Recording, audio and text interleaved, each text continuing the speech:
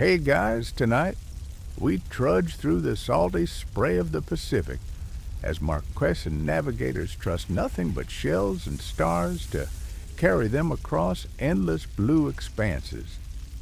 And you probably won't survive this if you can't handle a little sea spray, and if you get seasick at the sight of a gentle ripple, well, good luck. So before you get comfortable, take a moment to like the video and subscribe, but only if you genuinely enjoy what I do here. Oh, and don't forget to drop your location and local time in the comments so I can imagine where you're listening from. Now, dim the lights, maybe turn on a fan for that soft background hum, and let's ease into tonight's journey together. You feel the deck of the double-hulled canoe creak beneath your bare feet as the horizon stretches out like a giant blue mirror. Smell the briny air mixed with the faint sweetness of coconuts drying in the sun. The Marquesas aren't some quaint little island paradise where mai tais appear magically. They're jagged volcanic spikes jutting from the sea, and if you're not careful, they'll remind you how small you really are. But tonight, you're not here for relaxation. You're here to learn why those ancient navigators trusted something as humble as shells to guide them. Historians still argue whether shell maps were used directly in navigation or primarily as teaching tools, but whether you're a skeptic or a believer, the raw brilliance of this method demands respect. Close your eyes, or okay, maybe don't, since you might bump your lamp and picture yourself standing hip-deep in turquoise water under a sky so star-crammed it feels like you could pluck constellations down by hand. You hear the gentle lapping of waves against the hull, the distant cries of frigate birds overhead, and the rhythmic creak of outrigger spars swaying with every swell. A breeze moves through your hair, carrying a hint of burnt coconut husk from last night's fire. This is where the story begins with the Polynesian oceanic voyage legacy that stretched farther than any European power dreamed of at the time. As early as 300 CE, Polynesian seafarers had already crossed thousands of miles of open ocean using nothing but sun stars, wave patterns, and spoiler alert shells. That's right before GPS or sextants. They were out there trusting their lives to the elements and a well-honed sense of direction. This era wasn't about leisurely island hopping like a weekend tropical vacation. No, you're here because your ancestors risked everything to explore and colonize almost every habitable island across the Pacific Ocean, crafting a legacy unmatched in human history. A mainstream historical fact, by around 1,000 CE, Polynesian voyagers had settled the far-flung corners of the Pacific, from Hawaii to Rapa Nui, demonstrating an unparalleled mastery of navigation. And here's a quirky tidbit. Some early accounts claim that certain communities believed the ocean had a consciousness, that waves whispered secrets if you listened closely enough. You might roll your eyes, but imagine trying to row through a storm and hearing the waves tell you to adjust your course. Sounds like a surfer's dream or nightmare, depending on how you look at it. Back then, there were no Google Maps or luxury cruise lines offering gentle itineraries. Instead, you learned navigation through a combination of ancestral chance, observation, and hands-on trial. Shell maps weren't drawn on parchment, but woven from coconut fiber and marked with tiny shells that represented islands' reef edges and wave refractions. Picture a roughly circular mat the size of your torso covered in a web of twisted fibers. On that web, white, black, and brown shells sit in meticulously organized patterns. Each shell cluster corresponds to a particular island or reef, while the threads trace the flow of prevailing currents and swell lines.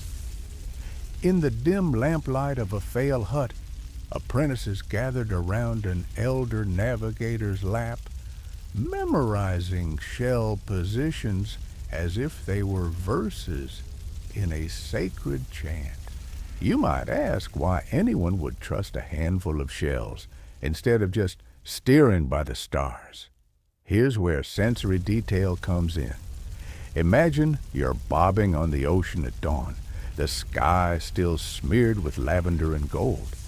There are no visible islands, just an unbroken expanse of water. You strain your ears for the distant roar of surf crashing against a reef. If you hear it, you're close. You watch how swells bend or refract around hidden land masses. A shadowy dip in a wave's crest signals a reef lurking beneath the surface, and you hold your shell map against the dim starlight, tracing your planned route through memory and tactile feedback. There's a dance happening between your hands and the map, between your senses and the sea. Now brace yourself for a little joke if you think modern Marines have toughness. Remember that Marquesan Navigators crossed hundreds of miles without air conditioning, or protein bars talk about hardcore culinary choices. Step off that ship deck in Hawaii, and your toes hit a cushy dock. Back then, if you made a wrong turn, the ocean didn't text you a warning, it just swallowed you up. Another gentle jab, some researchers claim that novices would tie little bundles of umbilical cord fiber to their waists as spiritual lifelines, believing divine ancestors would pull them back if they strayed too far. Talk about a parental GPS system, a fringe belief that some sailors later ridiculed as sea superstition. The Marquesas themselves aren't a calm haven. Their jagged peaks rise from turquoise waters like giant stone teeth, and the wind smells of damp earth and swirling clouds even on calm days. You can almost taste the minerals in the air as clouds gather. The islands sit at the northeastern edge of the Polynesian Triangle, roughly halfway between Hawaii and Tahiti. Isolation is the name of the game. If your canoe drifts even a few degrees off course, you risk landing on nothing but blue emptiness. This rugged isolation is what forged such innovative navigation methods in the first place. Plain necessity. Close your eyes again or glance at that shell you're absent-mindedly spinning on your finger. Understand that these shells weren't mere decorations. They represented ocean swells that traveled thousands of miles. By arranging them in specific configurations, navigators effectively captured a living blueprint of the ocean's motion. And yes, historians still argue whether shell maps were used directly in navigation or primarily as mnemonic aids for teaching younger sailors. Was the map's utility tactile, visual, or entirely digital in their heads? We may never know for sure, but the debate only highlights how ingenious this system was. Let's cue another joke. If GPS satellites had been around, they probably would have crashed into volcanic peaks because nobody updated the coordinates. Polynesians were that good at eyeballing direction. In fact, European explorers who encountered these navigators were baffled. They'd been taught that crossing open ocean without instruments was lunacy. Yet here were Marquesans nonchalantly weaving shell maps by firelight, confidently pointing to islands hundreds of miles away. One explorer noted half joking that these sailors might have secret compasses hidden in their navels. Spoiler, they didn't, but their navigational prowess made Europeans rethink their own methods. Once you internalize that, this wasn't whimsical island craft. It was survival. You begin to grasp the weight of every shell and fiber. The shell map was a living document updated with fresh information after each voyage. If a reef had shifted or a current pattern changed, the navigator would rearrange shells accordingly. This dynamic nature kept traditions alive in an ever-changing ocean environment. The next section will dive deeper into how the Marquesan's remote landscape directly influenced this shell map innovation. But for now, let the imagery of caressing waves and spinning shells settle in your mind. You lean forward, tracing the faint railing of your small boat as it yawns through violet-tinted dawn mist, recalling those shell maps that seemed so simple when you first held them. Out here, the Marquesan Islands loom like ancient sentinels, jagged black spires rising from a mirror-calm sea rocky summits crowned by scree slopes that look more like a sculptor's mad idea of a mountain than a place someone would willingly inhabit. The islands aren't just remote, they are fiercely, impenetrably remote. If you think your last camping trip was rough, try unloading your gear on cliffs that scream, "Good luck to any sailor foolish enough to imagine a gentle beach landing." Historians still argue whether the island's extreme topography or the deeply ingrained cultural imperatives of exploration spurred the navigators to develop such ingenious mapping techniques. Feel the dampness in the air, the humid breeze that smells faintly of wild ginger and decaying tangerine blossoms. In the early morning, when the air is thick but sweet, the volcanic peaks of Hiva-Oa and Nuku-Hiva cast long shadows over dense jungles where breadfruit trees bow under the weight of their bounteous fruits. Rugged ridgelines carve deep valleys that funnel sudden cloud bursts. Moisture drips from brilliant green ferns and clings to your eyelashes as though the very air refuses to let go. On ground level, muddy rivulets cut through volcanic scree sounding like tiny waterfalls, even when the sea is as calm as a sleeping koi. You can almost taste the iron-rich soil grinding between your teeth if a rogue gust kicks up a flurry of dust. A mainstream historical fact, the Marquesan archipelago comprises 12 major islands and nearly 20 tiny modus islets. And when Spanish explorer Alvaro de Mendaña first saw them in 1595, he described them as inhospitable and wild, as though he'd expected something more like a golf resort. But here's the thing, inhospitable to a European with seasick tendencies doesn't necessarily translate to inhospitable for seafarers born to the rhythm of the waves. Still, you can't deny that up close these peaks rise almost vertically from the water, leaving scant beachfront. Landing spots are few and far between, often just narrow ledges where the reef breaks and forms a tiny pocket of calm.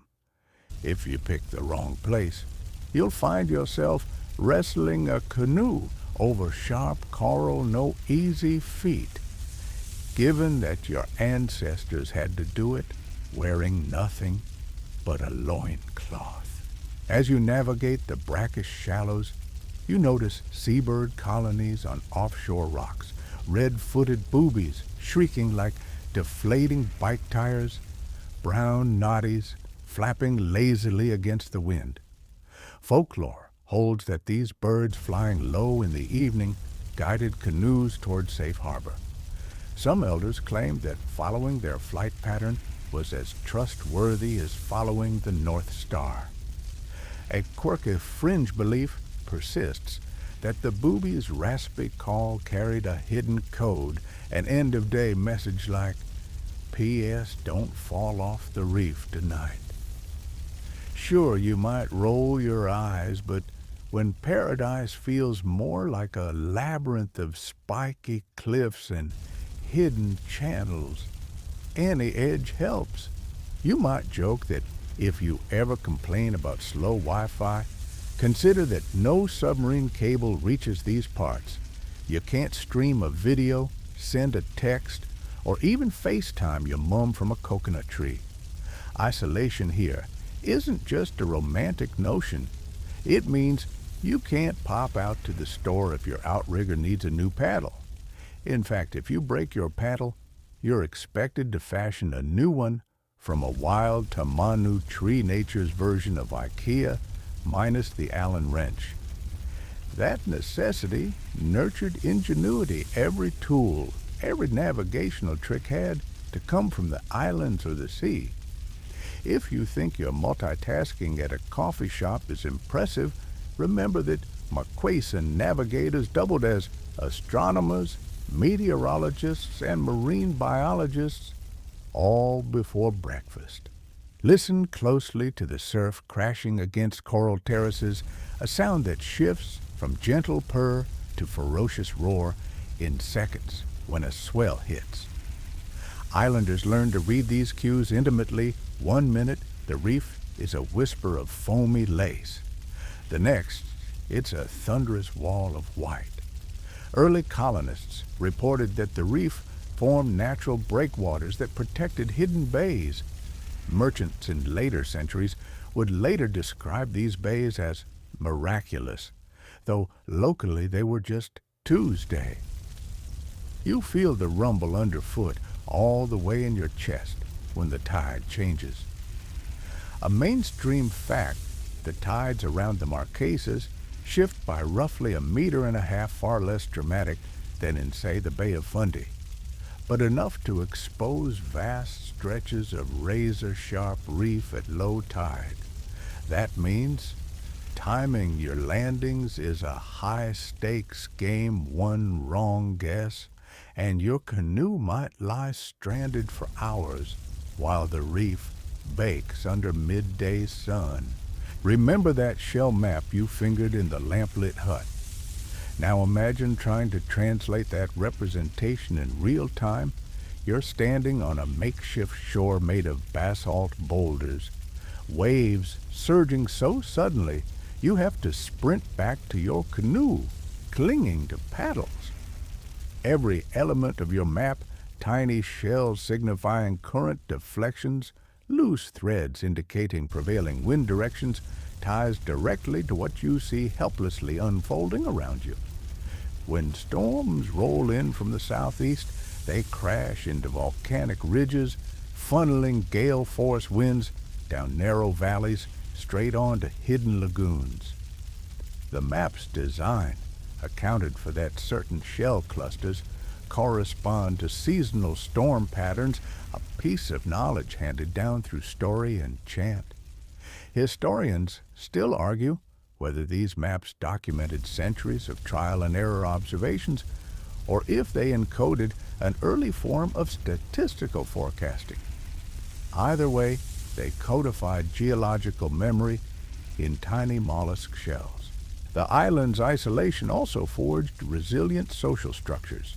Clans were tied together by inter-island marriages and rigorous gift-giving systems called po'opo'o, which cemented alliances and shared navigational secrets. A young navigator in training might find himself paddling in pitch darkness, scenting starred jasmine on the wind and straining to hear a distant crack of surf, knowing that if he hesitates, he risks missing his landing spot by a mile. Imagine the stakes once the sun dips below the horizon. You can't just whip out an iPhone flashlight. Instead, you rely on a faint glow from phosphorescent plankton skittering across black water, or maybe the faint phosphor scars left on your shell map by months of handling. There's an amusing contrast here. While European explorers, wilderness-ready, assumed that these islands were wild places to be tamed, the locals considered any canoe trip of more than a couple hours a tedious commute. Jokes circulated among islanders. "You call that a voyage? I go up the valley and back before breakfast, and my feet are aching." But those short commutes demanded the kind of endurance that would make any modern ultramarathoner weep. If you ever question your workout routine, imagine hauling a heavy koa wood canoe across rocky terrain just to start your day's paddling. Beyond the physical hardship, you can almost sense the emotional weight of isolation. Families might go months without seeing newcomers from neighboring islands, reinforcing a deep sense of community and self-reliance. Culture thrived in isolation, tattooing patterns, intricate wood carvings, and chanting rituals developed in unique styles you won't find anywhere else.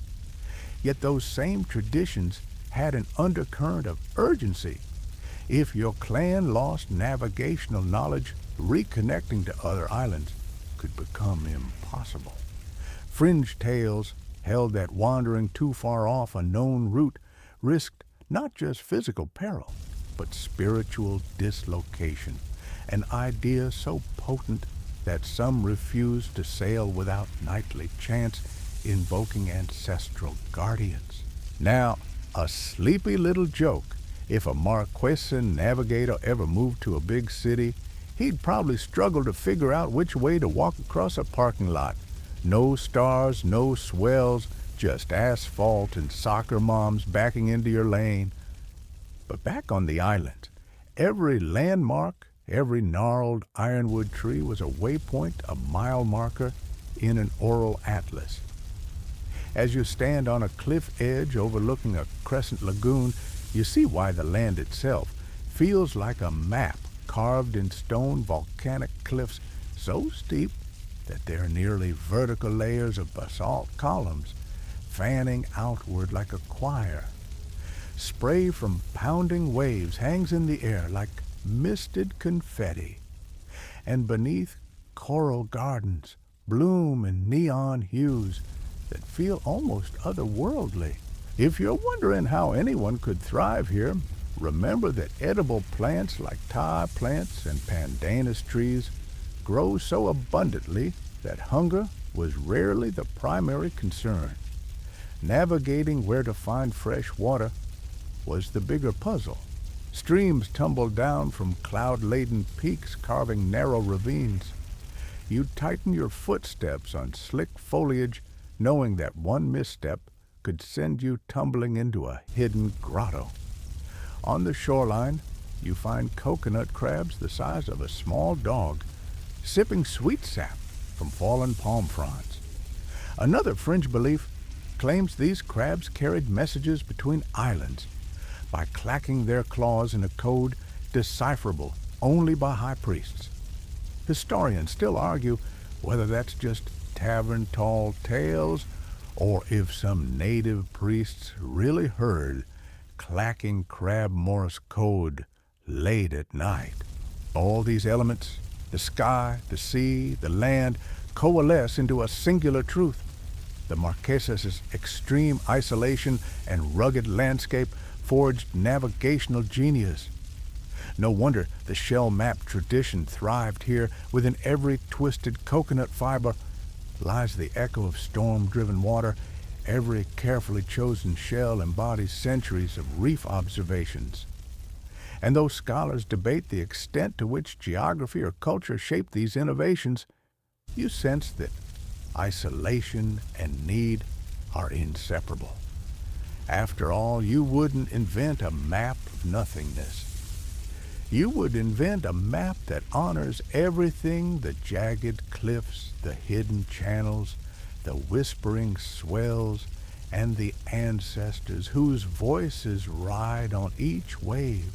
You take a deep breath as the canoe rocks gently beneath you, recalling the patterns of interwoven fibers and tiny mollusk shells you traced with your fingertips.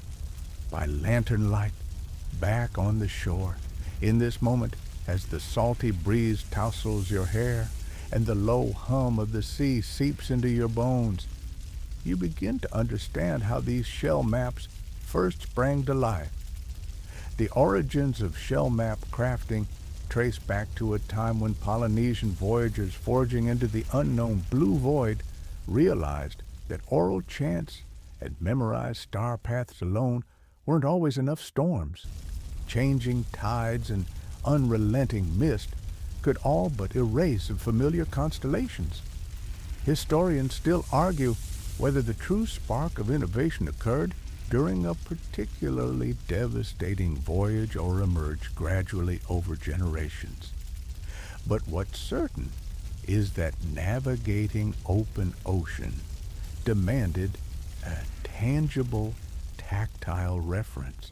Picture yourself sitting on the pebbled bank of a hidden lagoon, lantern in hand, as an elder navigator's fingers dance across a rough mat of coconut fiber.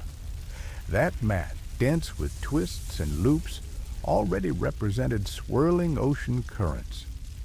But one moonlit night, the elder had the bright idea, why not mark significant ocean features with shells? Imagine the epiphany, a white cowrie nestled amidst dark silt shells, indicating not just a current's direction, but a subtle, refracted swell, signaling a nearby reef. A mainstream historical fact, archaeological evidence from inland Tahiti, suggests that by around 1300 CE, Polynesian navigators were using mnemonic tools, possibly early forms of stick charts, to record ocean swell intersections. Although these Tahitian devices differed from Marquesan shell maps, they share a lineage rooted in necessity and ingenuity. Now imagine whispers swirling a young apprentice tapping on the shells, envisioning them as stars inverted onto the water's surface. The islands themselves, dotting the horizon, became anchor points. The elder would press tiny nacreous discs into place to represent significant landmarks, reef edges, channels, or shallow banks. Over time, this technique refined until the shells formed a crystalline language, each luminescent curve conveying the shape and energy of a swell traveling hundreds of miles from distant atolls. You probably didn't think a handful of shells could hold that much information, but here's the punchline. These navigators treated their maps like living creatures, adjusting shell positions seasonally as currents ebbed and flowed. You probably won't admit it aloud, but imagine feeling slightly dizzy as you watch those shells arranged in concentric circles and radiating lines. Maybe you're wondering how a simple mat of fiber and shells holds water in a world of shifting seas. Here's a quirky tidbit. Some navigators believe that at high tide, the shells on a completed map would emit a faint, almost musical chime if tapped just right, like the ocean itself was singing the way home.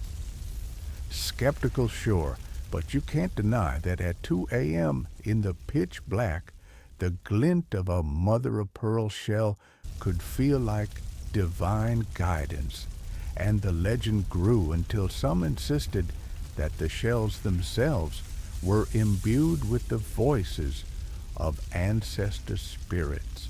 Ancient lore suggests that the first shell maps emerged among the Marquesan Islands when a group of sailors returned from a harrowing voyage where the stars were obscured for days.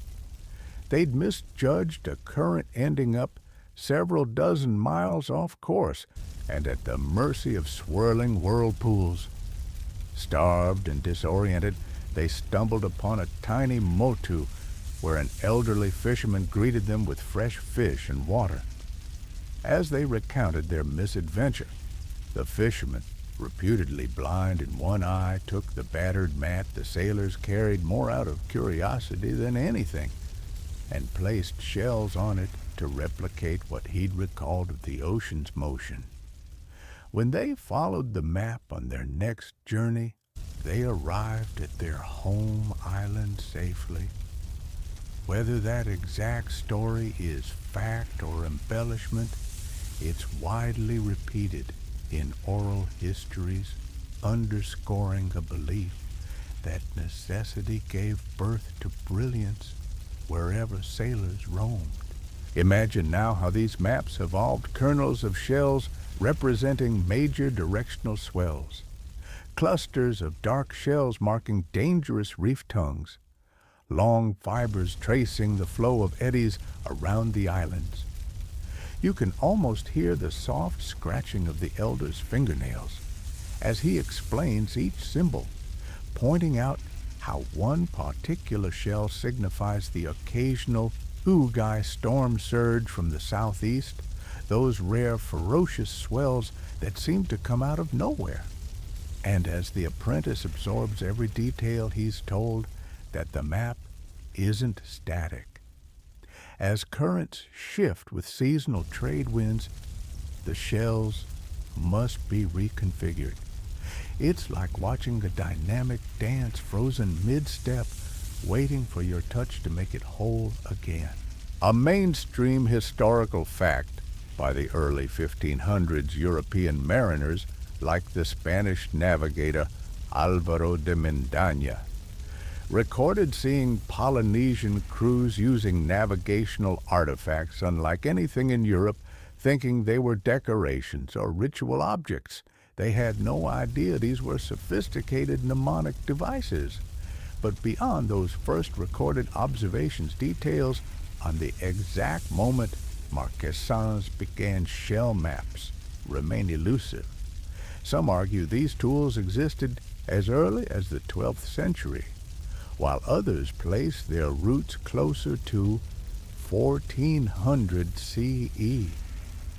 Historians still argue whether these devices evolved in isolation or were influenced by the stick chart traditions of Micronesia. Feeling the gentle lapping of water against the canoe's hull, you realize that those shell charts weren't just inert objects. They were a tactile representation of an entire marine environment. Imagine heating strips of coconut fiber over a fire so they coil perfectly, then weaving them into a lattice. You can almost taste the smoky aroma drifting toward you as the elder threads coconut husk to secure each shell, ensuring they won't rattle loose during a storm. The shells chosen from around the archipelago weren't random. White cowries might trace a major swell from a distant atoll. Black-lipped oyster shells mark abrupt changes in wave direction near a volcanic bluff. Every piece served a purpose down to the smallest spiral shell, hinting at eddy current swirling behind an underwater canyon. You might smirk at the idea, but there's a fringe belief that the first shell map creator received a dream visited by a Moko lizard god, whispering coordinates of hidden reefs and promising safe passage for those who honored the design. That wink of an eye supernatural element adds a layer of mystique, but even if you dismiss it as superstition, there's no denying the raw human creativity on display. After all, it's humanity's default mode to tack a little magic onto hard-won knowledge, crocodile dung sunscreen, anyone. Now what about the broader context? On islands like Hiva Oa, skilled artisans crafted canoes from massive koa logs, sculpting sleek hulls that hugged the water as though born to it. The shell map became integral to that craftsmanship. Canoe makers and navigators collaborated closely, one carving the vessel's hull shape, to minimize drag the other, refining the shell chart's curvature to match predicted swell paths. Historians still argue whether this symbiosis of boat building and map making developed concurrently or if boat shapes later adapted to already existing navigational conventions. Regardless, what emerges is a cultural ecosystem where every piece, hull, paddle, and map intertwines inextricably. Frontier sailors in these isolated villages became repository keepers of geo-coded water currents long before the word GPS even existed. Close your eyes and picture them, tattooed grandmothers recounting chants that mirror swell rhythms, younger apprentices replicating those rhythms on shell maps by moonlight and the scent of pandanus roasting at the communal hearth. The maps became community heirlooms passed down through initiation ceremonies where the youth, kneeling before the elder, received their first shell cluster and listened to its significance. This shell marks the pass where the giant tiger shark resides. Avoid it on a full moon, the elder would whisper. Whether that was literal advice or a moral tale cloaked in caution, it anchored knowledge in memory. Alongside that, a quirky tradition took hold. Some navigators insisted on adding a singular rogue shell to each map. Design a shell that didn't correspond to any known swell or current. This was said to trick malevolent ocean spirits into pursuing a false lead, ensuring safe passage for the canoe party. You might jot that down in your mental log as pure superstition, but in a culture where the natural and supernatural overlap, tossing in a symbolic curveball wasn't seen as irrational, but rather as an extra safeguard. Historians still argue whether this practice was widespread or merely localized in a handful of villages, but the very debate hints at the richness of the tradition. Back on the mat, you feel the rough fibers beneath your fingertips, feeling the concentric loops that represent multiple intersecting swells, some cutting straight east-west, others angling toward known reefs. Each time the map was consulted, the navigator would close his eyes, tilt the map just so under the moonlight, and trace an invisible path from island to island. That tactile connection, fingertips brushing against lustrous shells, imbued the map with life, transforming it from a static diagram into a living memory of the ocean's ebb and flow. You might say, why not draw these on paper or carve them into wood? Remember that in the damp tropics, organic materials quickly degrade. Paper would disintegrate, wood warp, and ink fade. Shells on fiber, however, could endure saltwater sun and the occasional downpour. A shell map could be rolled tucked into a chest or even strapped to an elder's back as he paddled a resilient portable guide. By comparison, European charts of the same era drawn on parchment risked being ruined by a single wave crest. As the first light of dawn brightens the water around you, think about how those early navigators centuries before European contact would have felt wielding this tangible representation of the unseen. They weren't merely following instructions, they were weaving stories, memories, and observations into a cohesive whole. A mainstream fact, by the time European explorers finally settled on written navigation logs, Polynesians had already perfected oral and tactile traditions that spanned vast oceanic distances, amounts of knowledge unmatched by any contemporary civilization. Yet despite this, their achievements were often labeled primitive by outsiders who failed to appreciate that complexity can take many forms.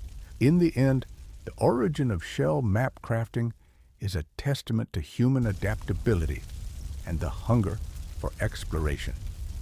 When the stars were hidden by cloud or night fell faster than expected, a navigator needed something more, something he could feel in his hands when his eyes betrayed him. A shell rising beneath his index finger could mean starboard off the reef, mind the channel, and that tiny gesture separated safe harbor from shipwreck. It's a reminder that sometimes the simplest tools, when honed by generations of trial and error, become the most potent instruments of discovery. You find yourself back on the deck of that flickering canoe as dawn's first rays paint the horizon in lavender and gold, still feeling the memory of coconut fiber strands beneath your fingers. Now the story shifts to the materials and construction methods behind those shell maps, rugged tools born of necessity, every element chosen with intention.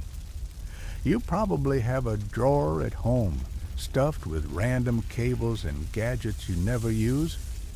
Imagine instead having to assemble your map from materials that survive saltwater scorching sun and surprise squalls. Any misstep choosing the wrong fiber or a brittle shell would translate into a shipwreck, a humiliating parade of soggy coconuts, and maybe a salty scolding from your clan elders. Historians still argue whether specific massy bark cloth fibers were once incorporated into map bases or if coconut husk reigned supreme from the outset. But for now, let's focus on what we know. Coconut fiber and carefully selected shells formed the backbone of the earliest shell charts. You lean over the hull's edge to scoop water in your hand, tasting the brine and feeling its coolness slip between your fingers. That same resilience, surviving immersion, was crucial for the fibers. Dried coconut husk, stripped and beaten until pliable, provided the most reliable base. Artisan hands would soak the husks, then pound them with stone mallets on volcanic rock, separating the coarse coir from the softer fibers. Every fiber had to be uniform in thickness. Too thick, and the map became inflexible. Too thin, and it frayed under the salt-laden breeze. Feeling those strands held in your palm, you can almost sense the husk's resilience like a dogged mountain vine refusing to snap under pressure. You might joke that if coconut fibers were any tougher, they'd laugh in the face of Kevlar. After processing, the fibers were arranged into parallel bundles, then twisted into cords strong enough to withstand repeated rolling and unrolling on a swaying canoe deck. In the dim firelight, apprentices sat cross-legged in a circle, chanting incantations that wove blessings into each strand. Some believe these chants imbued the fibers with protective energy, ensuring the map wouldn't unravel mid-voyage. A quirky tidbit: there's a fringe belief that navigators rubbed a mixture of shark oil and coconut paste into the fibers to make them even more water-resistant, though archaeologists haven't found conclusive proof.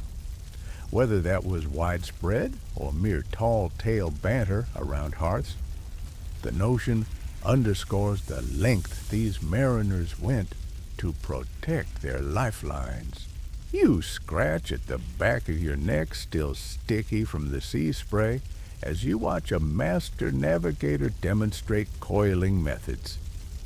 He arranges thicker cords into a loose circle about the size of your dinner plate, gradually overlapping each round until the base looks like a woven sun of fibers.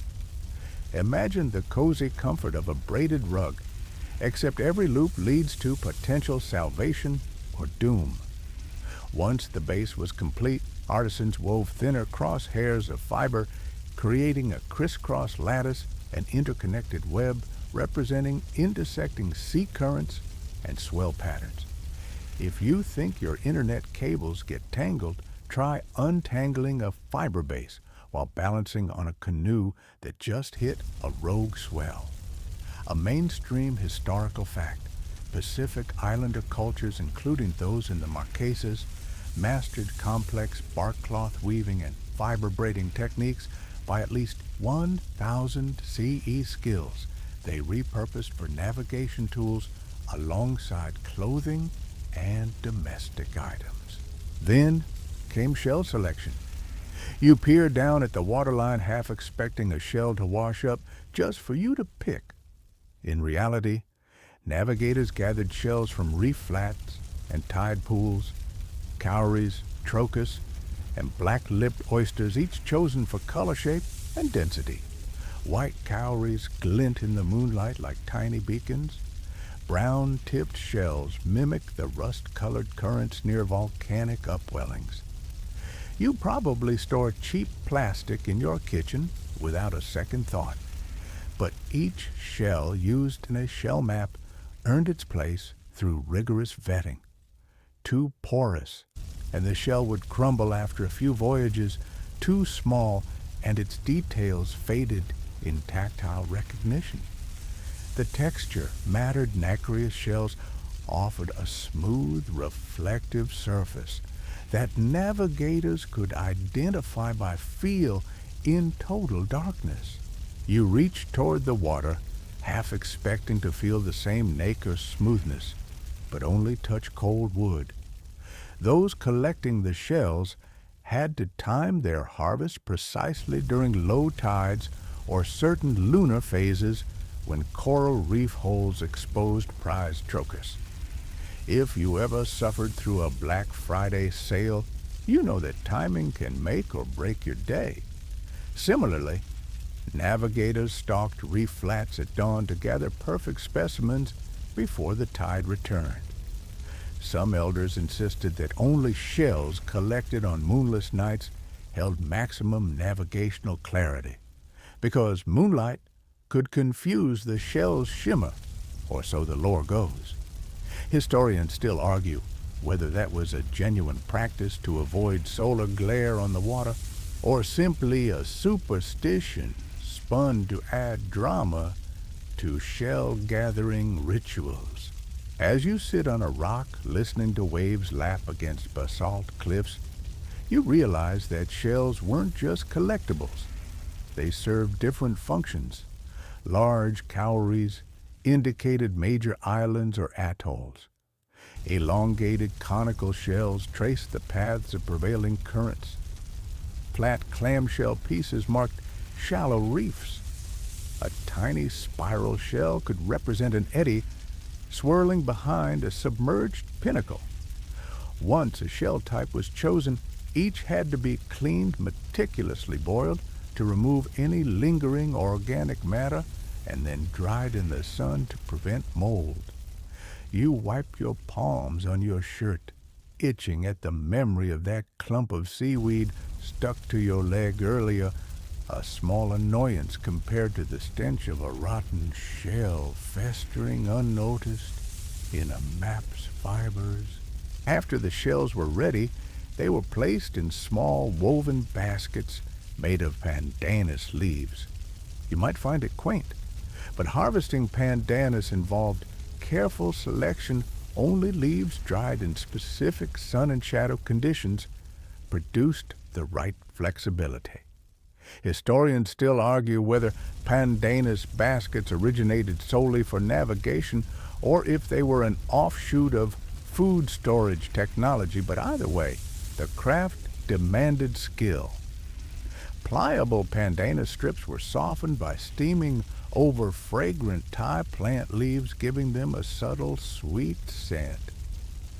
Imagine that each shell you pick up carried not just marine energy, but faint echoes of pandanus essence like a botanical watermark. Back at the map-making hut, you see navigators sifting through baskets of gleaming shells, laid out on banana leaf mats. They sort by color and size, sometimes passing shells to younger apprentices who tested whether they could distinguish them. By touch alone, eyes closed, fingers scanning for lumps or subtle ridges. If you struggle to differentiate between the two similarly sized screws in your toolbox, try doing it by feel in near darkness on a rolling canoe.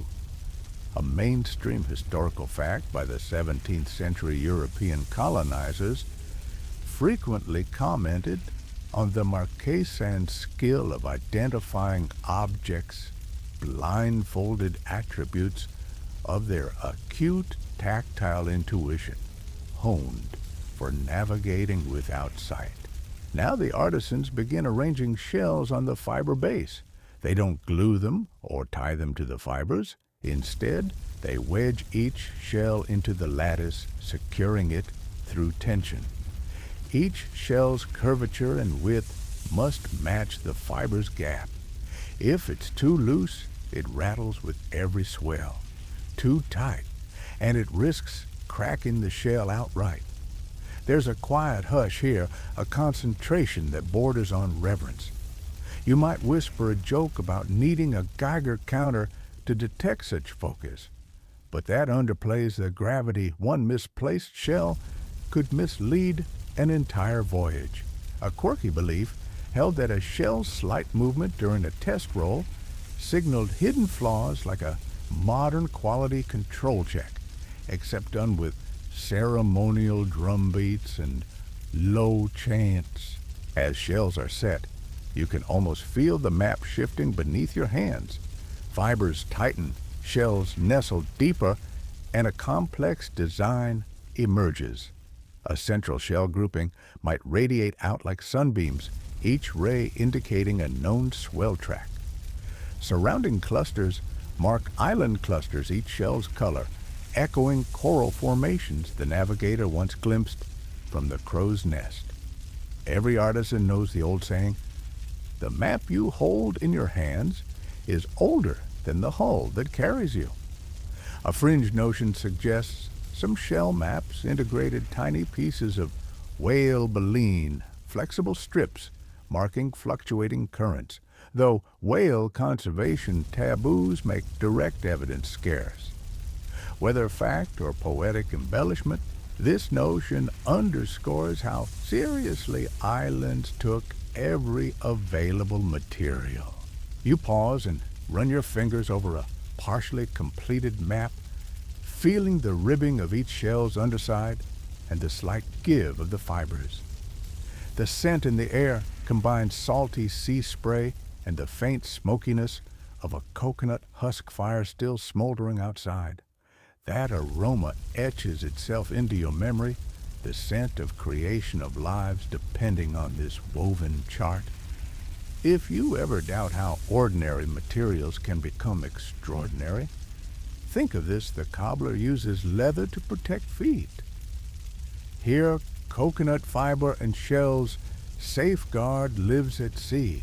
Once the map reaches completion, a seamlessly interwoven lattice studded with shells, a final ritual occurs. The navigator dabs a brush of coconut oil on each shell, illuminating its natural sheen and sealing microscopic cracks. Under the flicker of torchlight, each cowrie gleams as though lit from within. A mainstream historical fact, coconut oil held high ceremonial significance in Polynesian cultures, used in ceremonies from tattooing to carving, and in this case, it served both practical and symbolic functions.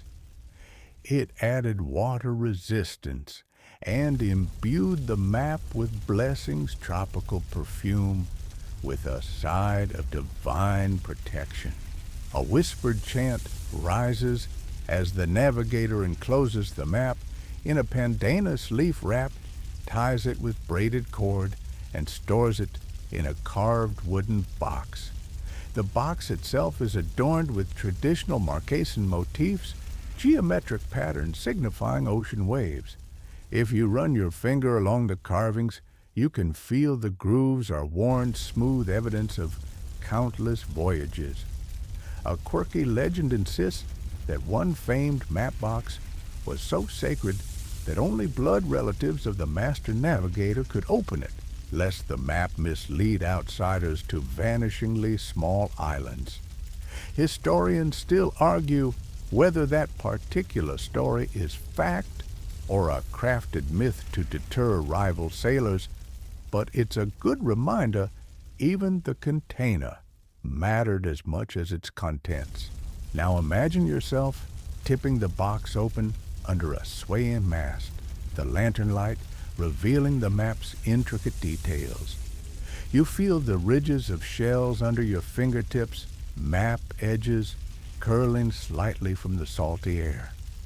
Holding your breath, you slip a thumb beneath a large cowrie that marks a hidden reef, knowing that this single shell stands between you and safe passage. You can almost hear the crackle of the sea around you, matching your heartbeat. Finally, stand back and consider the materials. Coconut fiber shells, oil, pandanus leaves weren't exotic imports, but pieces of an ecosystem, each chosen for practicality and symbolic resonance. Laughter might bubble up. All I needed was a MacBook, and I couldn't even send an email, you muse. But the truth is, humbling, these maps weren't just tools. They were living conversations between humans and the ocean. Every shell chosen, every fiber woven, encapsulated centuries of observation, trial, and ancestral reverence.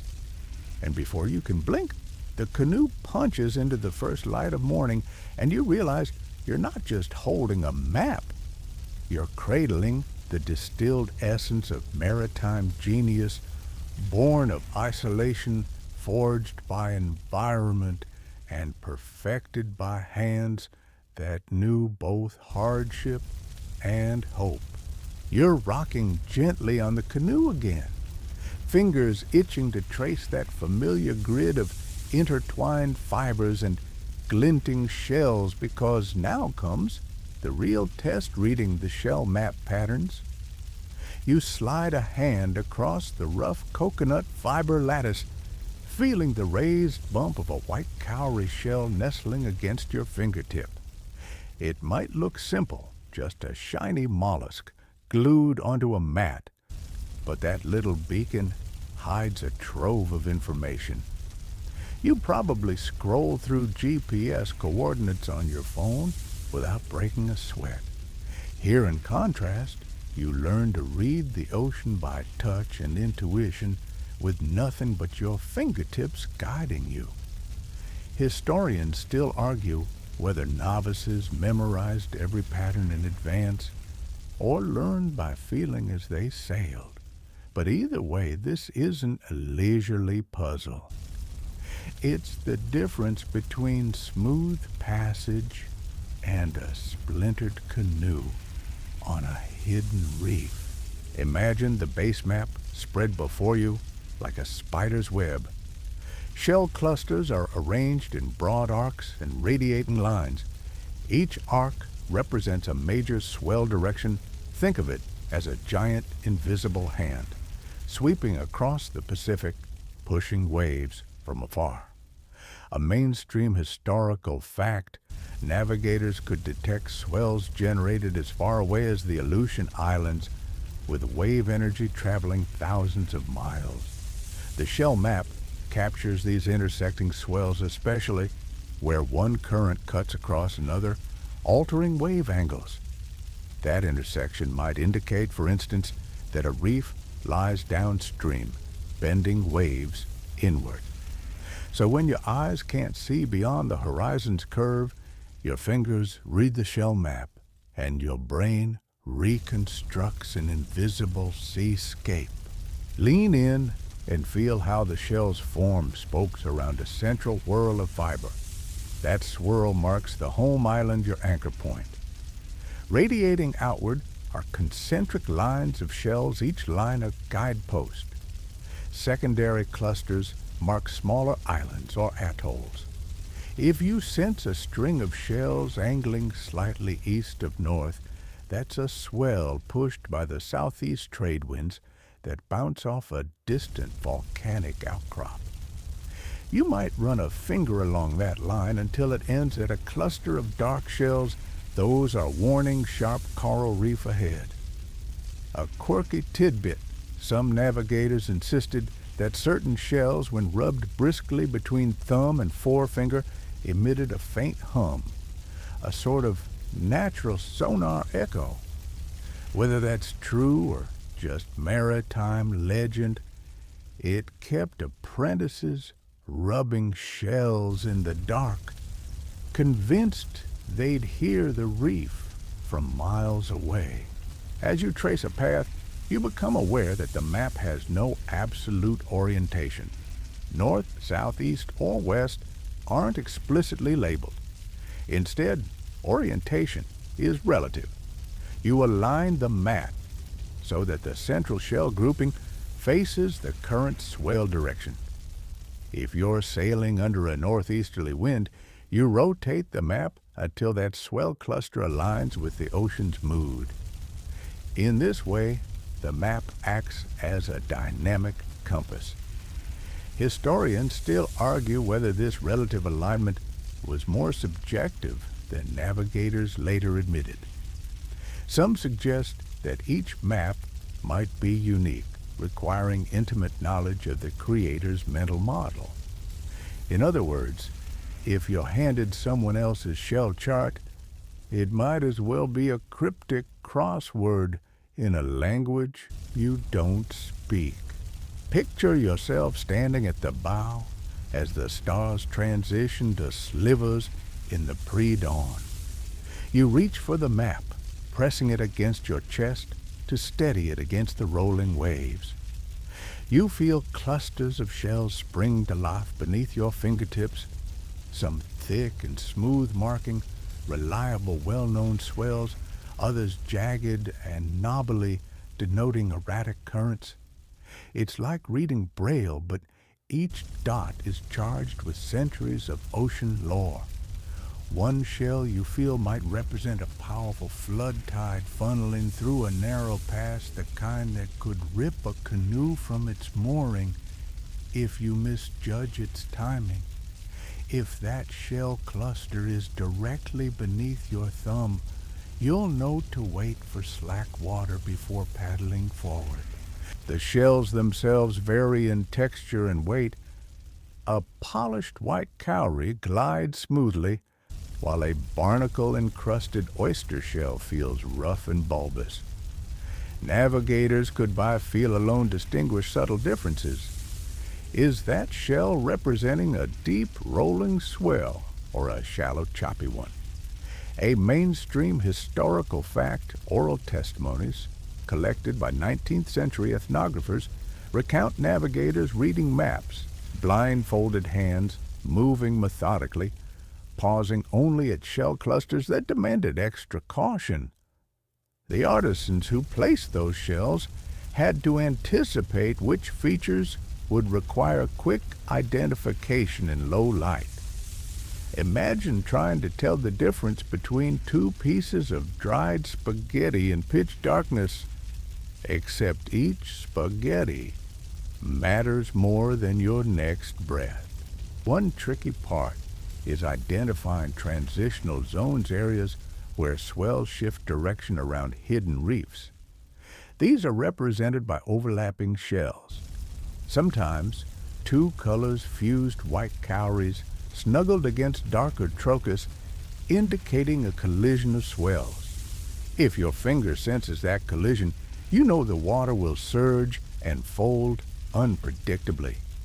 A quirky fringe belief claims that in the old days, some navigators added powdered coral dust to certain shells to give them a rougher feel, ensuring apprentices could identify critical zones even in storm-tossed conditions.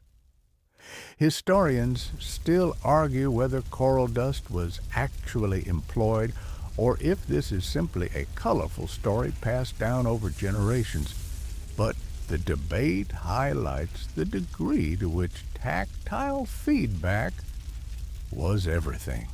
Imagine a scene: you're paddling under a full moon, the switchbacks of glowing clouds rippling overhead. As you consult the map, you remember a particular shell that represents an eddy swirling behind a submerged rock.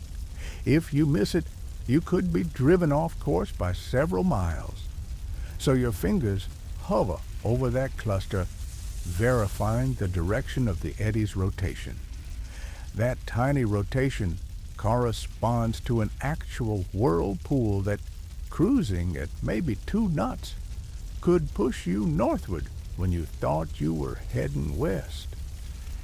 Underneath, you hear the whisper of the sea, a distant psh, as waves feather past. And here's a little joke to lighten things.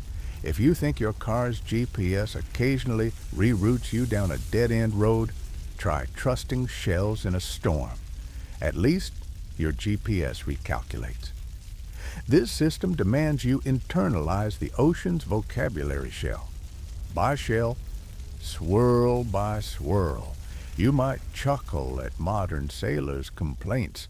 When they lose satellite signal, it's akin to a Marquesan Navigator misplacing a single cowrie in his map. When reading the map, you also track seasonal shifts. Depending on the time of year, the southeast trade winds intensify or wane, causing swells to pivot subtly. That's encoded with clusters of smaller shells that denote ephemeral patterns. Shells placed only during certain months.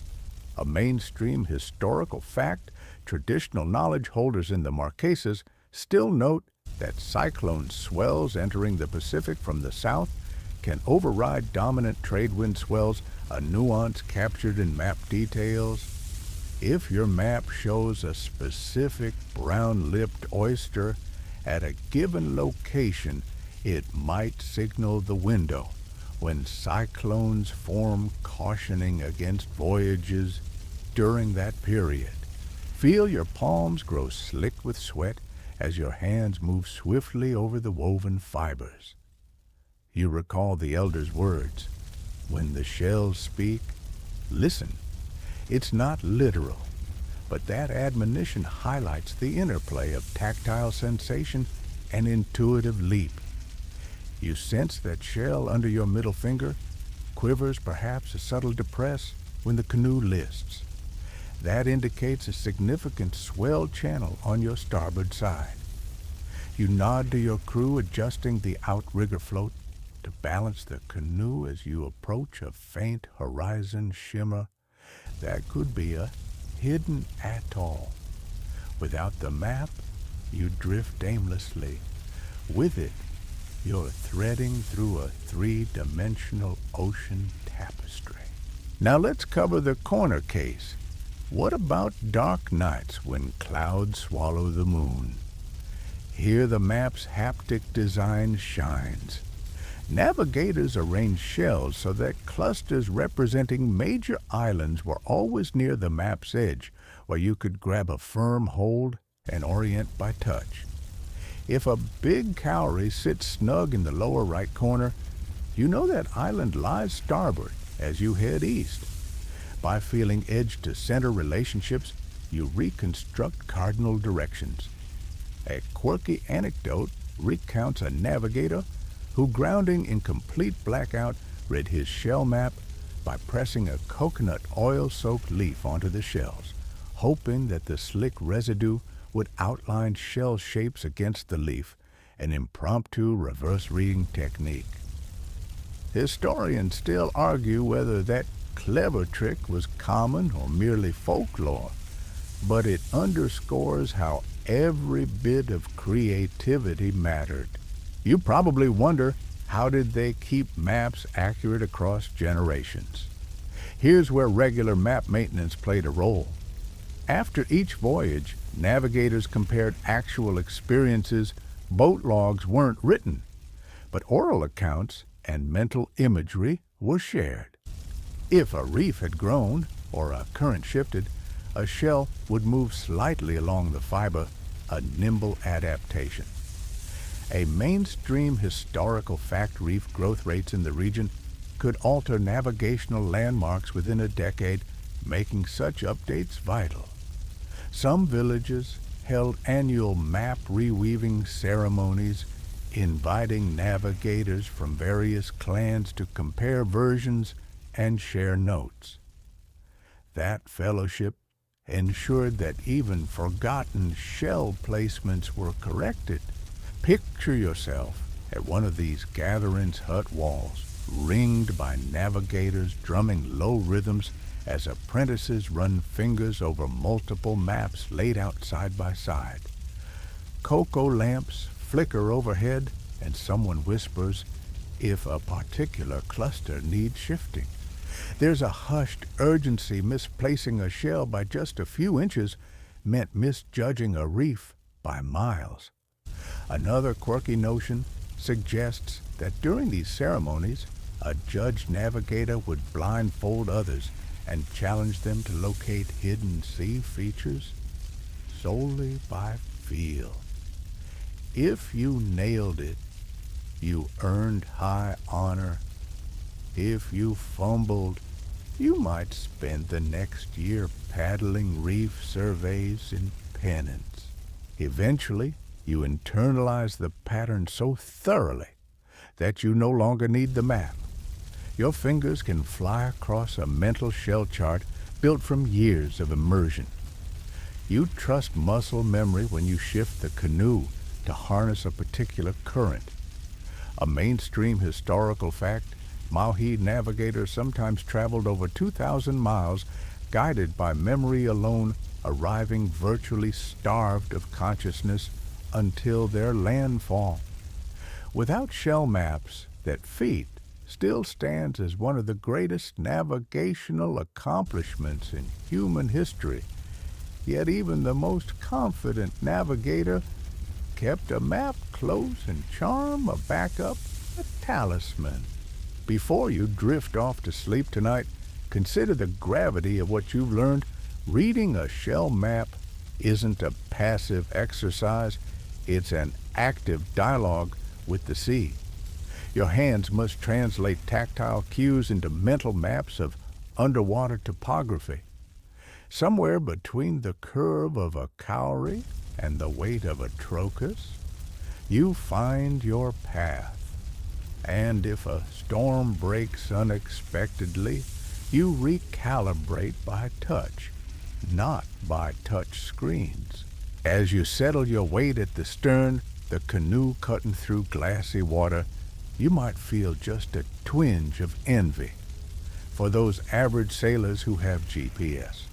Remember, though, their satellite signals can't teach them what it feels like to feel a current's memory under their fingertips. The next time you grip your phone in frustration, imagine gripping those shells and realizing that each polished quadrant of mother of pearl carries a story of survival. It's raw, it's tactile, and it's centuries of cunning, shaped by necessity. You're perched at the prow, now glancing down as the canoe slices through the Pacific, every plank groaning in welcome or warning. Beneath you, powerful currents churn like colossal underground rivers, invisible to the naked eye but palpably present in the way the canoe lifts and dips. These are not gentle toddler waves. No, these are ocean highways, shaped by winds, tides, and geological quirks. Historians still argue whether navigators learned about these currents from direct observation or received the secrets via cloistered priest navigators, but either way, you're about to dive headfirst into the tangles of the Marquesan aquatic labyrinth. Feel the subtle tug of the south equatorial current, a swirling behemoth that sweeps westward across the Pacific. Your canoe, if your clever rides just on its flank, like hitching a ride on the back of a whale, using that momentum to conserve energy. A mainstream historical fact, the South Equatorial Current is part of a larger gyre system that circles the Pacific, carrying warm water from the Americas toward Asia. Without the shell map, you'd have no clue how to harness or dodge this torrent. With it, you can sense its pulse beneath your hull. Lean close and feel that hum, that silent engine propelling you as though the sea itself has decided to lend you a hand. Now imagine swells rolling in from the southeast, those trade wind swells born where trade winds bite into the equatorial waters, generating regular, predictable waves. Each wave crest travels thousands of miles before tipping over on a distant reef. You might think of them like sound waves, only slower and wetter, carrying the ocean's weather report from far-flung atolls. These wave signatures form the scaffolding of your shell map. Clusters of shells placed at precise angles represent where the swells refract around islands, creating detectable kinks in the water's surface you can feel with a stick overboard or from how the canoe's outrigger bounces. Imagine that your only guide is that subtle difference between a wave crest that's perfectly symmetrical and one that's twisted by a subsurface reef. One shell might denote a swell whose crest leans slightly to port, before curling an indicator that just beyond that lean there's an ominous reef lip waiting. A quirky fringe idea holds that on particularly storm-tossed nights, if you whisper your destination to a specific shell cluster, its slight creaking noise will guide you. Most sensible navigators laugh this off, but some swear they've heard those shells whisper back. Historians still argue whether such tales are myth-making or if some navigators indeed listened for acoustic feedback from their maps. Beyond the south equatorial current, smaller eddies twist around submerged ridges. Imagine a swirl that forms off the lee side of an underwater mountain. Small, tight circles of water that can trap a canoe if you drift too close. Such eddies are often invisible until you feel that sudden sideways tug beneath your paddle, as if an ancient sea serpent had decided to wrap a tentacle around your hull. On the map, these eddies are represented with tight spirals of small shells, maybe a cluster of trochus shells nestled inside a ring of smaller limpets. If your finger lands on that spiral, you know to steer wide or risk being stuck in a whirling maelstrom, spinning you slowly away from your goal.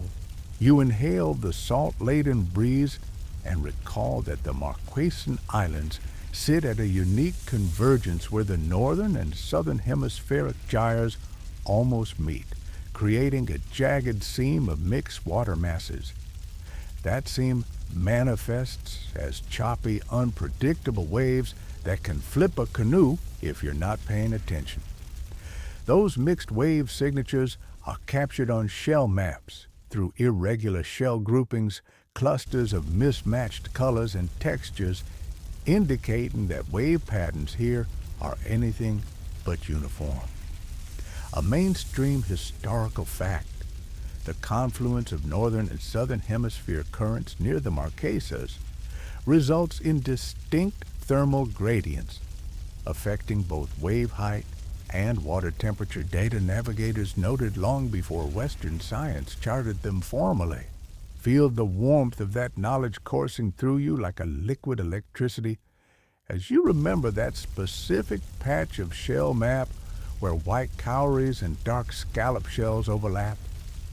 Those shells mark where warm, slow-moving equatorial water meets cool, fast-moving high-latitude swells, a sort of invisible boundary where your canoe's speed and buoyancy shift. Imagine adjusting your paddling rhythm as though you had just hit an underwater speed bump. Except that this bump could either toss you off course or give you a sudden burst of momentum depending on how you approach it. In your mind's eye, the shell map becomes alive with these thermal and dynamic seams, each shell telling you, proceed, turn, or brace yourself. Shiver as you recall a stormy night when a navigator's apprentice misread a wave signature, confusing a distant cyclone swell for a harmless tradewind wave. The apprentice's fingers lingered too long on a shell cluster representing a northeast swell, but the cyclone swell had flipped the pattern entirely. When the canoe hit that monstrous wave, the outrigger screeched like metal on stone, and they nearly capsized. That event is both fact and cautionary tale, repeated in every training chant. A mainstream historical fact, seasonal cyclone swells can reach over 10 feet before striking the Marquesan shores, a force so immense it redirects usual current patterns. Ignoring those swells meant courting disaster. As you follow the map with your fingertips, you note how certain shells are slightly elevated, a deliberate choice, so that even in low light, you can find critical points. That elevation corresponds to wave hotspots, areas where waves converge or amplify. If a cluster of conical shells is raised by just a millimeter, your hand feels an ominous bump, a sign that waves here can double in height. When trade winds intensify, that tactile difference might sound negligible, but in a pitch-black middle of the Pacific, it could mean spotting a deadly wave series just in time. Now let's talk about current channels, the underwater rivers that flow between islands. You sense these by how the canoe drifts sideways ever so slightly, a nudge that tells you you're entering a swift channel. Shell maps mark these channels with elongated shell strips, lines of cowries or trochus shells aligned end to end. Those lines curve gently around the island's underwater contours. One tiny misalignment, a shell placed 2 millimeters off, could mislead you into thinking current runs north-south, when in fact it flows east-west. Historians still argue whether those placements were ritualistic, guided by omens, or purely empirical, based on repeated observations. Perhaps it was a mix of both spiritual respect for the sea guiding, empirical accuracy, a partnership of belief and data. Lean back and imagine how the wrecks and lost canoes told stories preserved in shells. When a canoe capsized near a shifting sandbar, that bar relocated within a few years, altering the local current signature. Navigators returning to update their maps had to dredge up stories of shipwrecks at near misses, consulting elders who described how waves had realigned. That led to moving certain shell clusters or even changing shell types to represent newly formed sandbanks. A quirky belief suggested that if a falling coconut struck a particular shell map in just the right spot during a full moon, it was a sign that currents had shifted and urgent revisions were needed.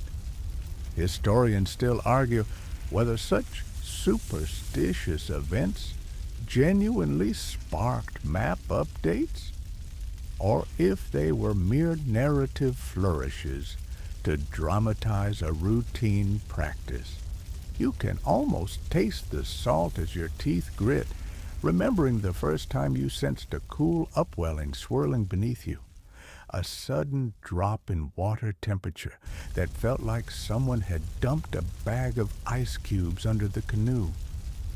That phenomenon occurs along underwater cliffs where deep, cooler water rises toward the surface.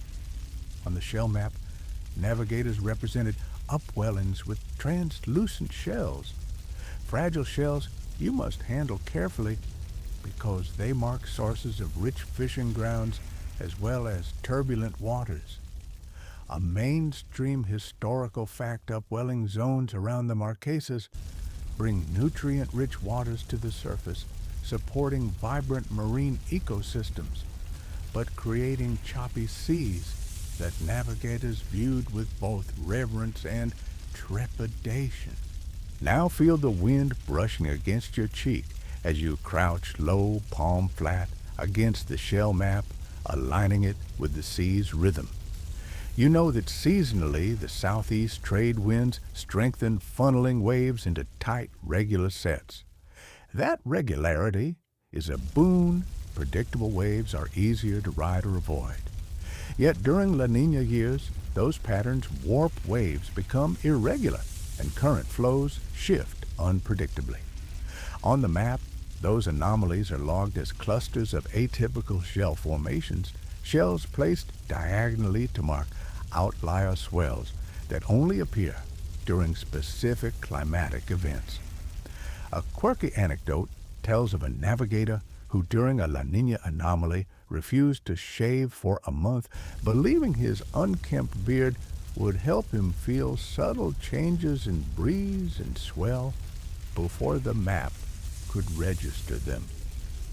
Historians still argue whether that was a genuine navigational strategy or just an excuse for naval neglect. As the sun climbs higher, you sense the map's patterns resonate with the ocean's vibrations.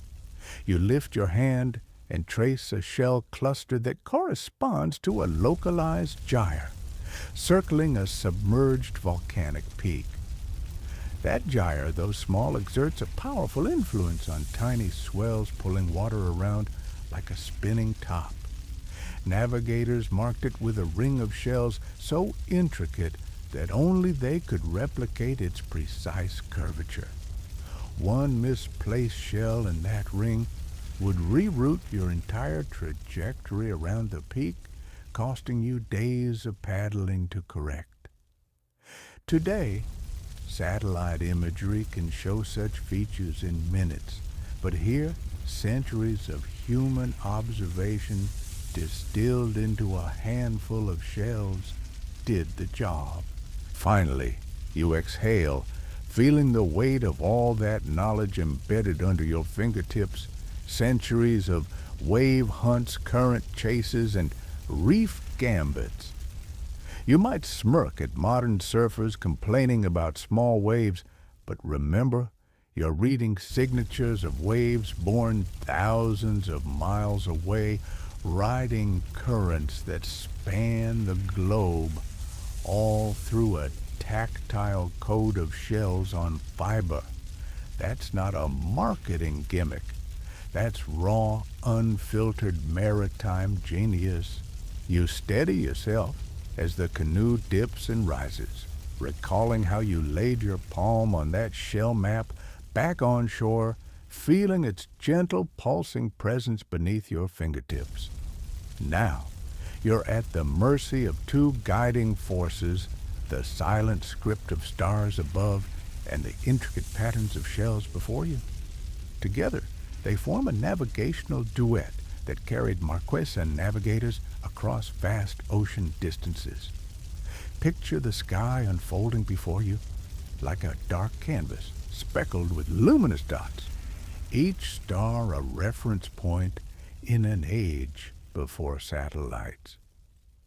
You probably trust Google Maps to sense your location, but here, nightfall doesn't mean hibernation. It means your journey has just hit its rhythm. The first thing you notice as darkness swallows the remaining sliver of sunset is the Southern Cross, that familiar formation that looms like a celestial compass. Beneath it stretches the Milky Way's pale haze, its ghostly glow guiding your eyes southward. A mainstream historical fact. Polynesian navigators used the positions of the Southern Cross and other constellations like Scorpius as dependable latitude markers, enabling them to maintain consistent north-south orientation. Even when clouds obscure stars, the knowledge of where those stars should be remains ingrained in the navigator's mind. In fact, historians still argue whether the charts known as star compasses existed in formal record or were purely mnemonic tables memorized through chant. Either way, you sense the weight of ancestral wisdom as you lift your gaze to the heavens. Feel the cool night air brushing your neck, carrying a hint of sea salt and warmth from the sunlit deck. You trace your eyes from the Southern Cross down to the horizon, letting your mind overlay imagined latitude lines onto the dark water. But you don't rely on stars alone. Remember that shell map tucked close to your chest? You unfold it gently against the deck, its coarse fibers brushing against your legs, reminding you of how often you've practiced this dance, rotating the map until its shell clusters align with the nocturnal wave compass derived from stars. When a particular shell pattern corresponds to a known swell signature, you ensure that pattern points toward the oncoming wave direction detected by your stick-out over-the-side observation. You remember back in Section 3 tracing shells as though they were inverted stars. Now, as you kneel on the hull, your hand hovers above a cluster of white cowries forming concentric arcs. Those arcs represent a swell pattern that aligns with the rising of the star Sirius at the eastern horizon. That correlation isn't coincidence. It's the product of centuries of observation season after season. Sirius's first appearance after a half-year absence signaled specific swell patterns that propelled canoes westward toward Tahiti. As you sense its faint light bleeding over the horizon, you know the swell it heralds is a reliable guide. A quirky tidbit. Some navigators swore that if you listened closely right as Sirius crested, you could hear an underwater whistle made by shifting currents, a sound so subtle that it felt like the ocean itself announcing its readiness to ferry your canoe. Ahead, the swell thumps against the hull in a consistent rolling cadence. You use a simple yet effective technique. You extend a thin wooden listening stick over the starboard side, letting it dip into the water like a loose tuning fork. Tiny water vibrations travel up the stick into your palm, translating wave patterns into tactile signals. Combined with your map's shell layout, this gives you a third dimension of data. Historians still argue whether this listening stick method was widespread among all Polynesian islands or localized to certain Marquesan clans. But you trust your mentor's teachings. When the stick hums a low-pitched it means a distant reef is refracting a large swell toward you. As the moon peaks above a low bank of clouds, you notice a subtle shift in star patterns.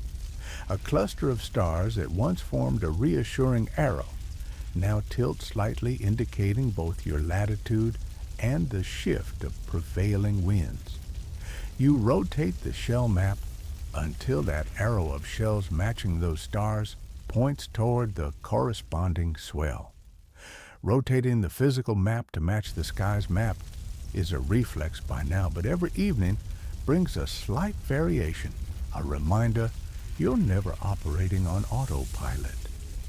The tactile feedback from the shells confirms the alignment, each shell's texture reinforcing your mental model of the ocean's geometry. You might laugh at how modern sailors use electronic devices that freeze if their batteries die, but Here your instruments never go dark. They've survived hurricane-force winds, soaking rains, and crow's nest tantrums from curious seabirds.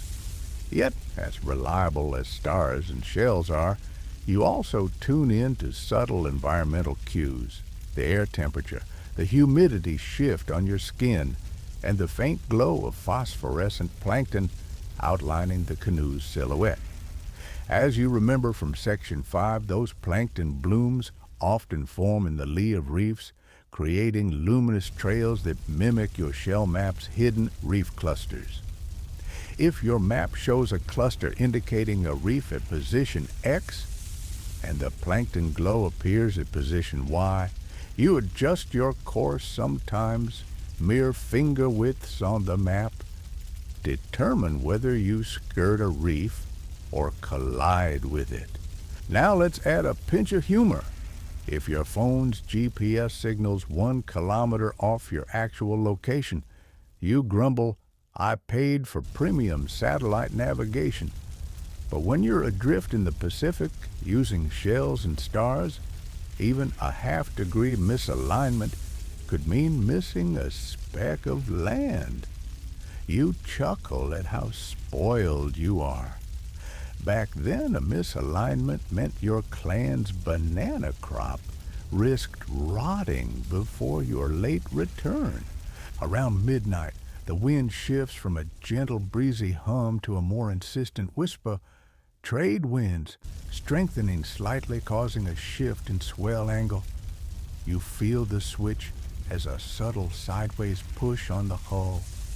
In sync with that, you slide your hand along the shell map to find the chunky oval of dark-lipped oyster shells. Those oysters arranged in a diagonal line signify this precise seasonal swell shift. When your hand rests on that line, you know you must tweak your paddling angle by a few degrees to maintain eastward drift. A mainstream historical fact, anecdotal records from early 19th century missionaries note that Marquesan swells change most noticeably during the Maui wind season, June to August, a pattern still echoed in modern oceanographic data. By integrating your shell map's details with real-time observation, you're performing a living science. Satisfied that your map and hands are in harmony, you glance upward to confirm star positions. Vega Bright in the northern sky marks a temporary waypoint, guiding you through a patch of lighter swell caused by an underwater plateau. That plateau might not breach the surface, but the way waves flatten out signals shallower water. As you trace your finger from the home island shell to a smaller spiral shell representing that plateau, you adjust your paddle stroke to keep the canoe in deep water. It's a delicate ballet, each movement informed by the concurrence of celestial, tactile, and environmental signals. Historians still argue whether navigators ever formalized such multimodal alignment into a codified protocol, or if it remained a fluid, intuitive practice. But one thing's clear consistency in reading these combined cues meant the difference between safe harbor and ocean doom. Below deck, or rather lower on the hull, you hear the quiet murmur of your crew checking their own star compasses, murmuring names of constellations in hushed reverence. One navigator softly recites, "When Arcturus dips behind the starboard hull, steer 2 measure strokes north." Another whispers, "When Betelgeuse winks twice, shift starboard ball by 1 hand span." It's a spontaneous conversation between sailors' maps and stars, woven seamlessly into the rhythm of midnight paddling. You might compare it to a nighttime jam session, but each note here carries life or death stakes. A quirky anecdote recalls a navigator who once mistook a distant airplane's blinking navigation lights for PI-1 Octantis causing momentary confusion. Lucky for him, the shell map gave him a quick safeguard until he realized his error. Historians still argue whether that anecdote occurred in the 1920s or is a later embellishment by giddy storytellers. But whether true or not, it reminds you that technology and tradition sometimes collide in odd ways. As dawn's first glimmer begins to chase away the night, you approach a long line of darker water, an underwater trench that funnels swells into a narrow, intense corridor. You sense the trench's presence in the way waves balloon in height before crashing. You lean over the canoe's edge and let the shell map shell representing that trench, an elongated brown-hued shell, press against your palm. You nod to your apprentice, who dips his listening stick into the water and confirms with a low hum that indeed you're in the right spot. Now you angle the canoe so that the trench's swell literally lifts your bow, giving you a momentary speed boost toward the next waypoint, a tiny atoll marked by a small cluster of white cowries on the map. It might sound like a delicate operation, but it's actually a robust dialogue. Your hands, the map, the stars, and the sea converse in real time. Each has a say, but you're the coordinator synthesizing their messages into actionable direction. In modern jargon, you'd call this sensor fusion, but here it's just another midnight ritual. You joke to yourself that if a GPS tried to mimic this, it'd need 5 different antennae, constant cloud updates, and an AI to translate ocean murmurs into guidance. And yet in your hands, a few shells and a star chart do the trick. Suddenly, you detect a faint shimmer on the eastern horizon, the glimmer of a reef break, where waves crest differently. Before eyes can confirm, your hand finds that cluster of trochee shells on the map that marks the reef edge. You breathe out a sigh of relief, knowing your moments from safer water. The top edge of the reef breaks against the golden dawn whitecaps, splintering light like shattered glass. You steer clear, paddling into the calmer lagoons beyond, where gentle waves lap at tranquil shores. As your canoe glides into that stillness, you realize that mastering navigation isn't about mastering all elements individually. It's the seamless weaving of shells, star swells, and sensory cues that creates a living tapestry. You might glance at modern sailors flaunting their radar and gyro compasses, but as you step onto soft sand, you know you pulled off a genuine triumph of human skill. Your legs shake with adrenaline and exhaustion, because no algorithm can replicate the nuanced feedback you felt on that shell map. Now, you're not just an observer of this technique, you embody it. The ocean whispers its thanks. The shells hum beneath your palm, and the stars wink approval before fading into morning light. The first light of day filters through pandanus fronds, painting dappled patterns on the sand as you stretch out tired limbs, recalling the breadth of knowledge loaded into that shell map. But knowledge alone doesn't cultivate a master navigator. You must prove yourself through practical trials and training, a crucible of experience that forges confidence and instinct. Picture a young apprentice barefoot and lean wrestling with a half-finished shell chart under a swaying coconut palm. He's been up since the roosters crow at dawn, and already his muscles ache from hauling battered canoes out of coral-laced shallows. Historians still argue whether the formal apprenticeship lasted a set number of years or was dictated by when a navigator deemed the learner ready. But either way, this training was as rigorous as any modern military boot camp. Feel the grit of sand on your palms as you help haul that canoe onto a flat rock glinting with morning dew. That canoe isn't just any vessel. It's the apprentice's first trial boat. Made from a single breadfruit tree trunk, its hull is light yet fragile, flattened into a sleek shape with painstaking precision.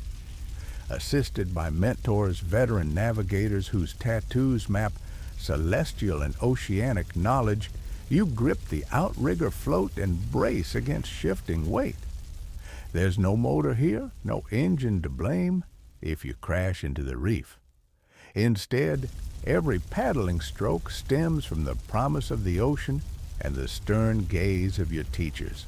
You might joke about how in modern sailing, if you capsize, you can call for help on a handheld VHF radio.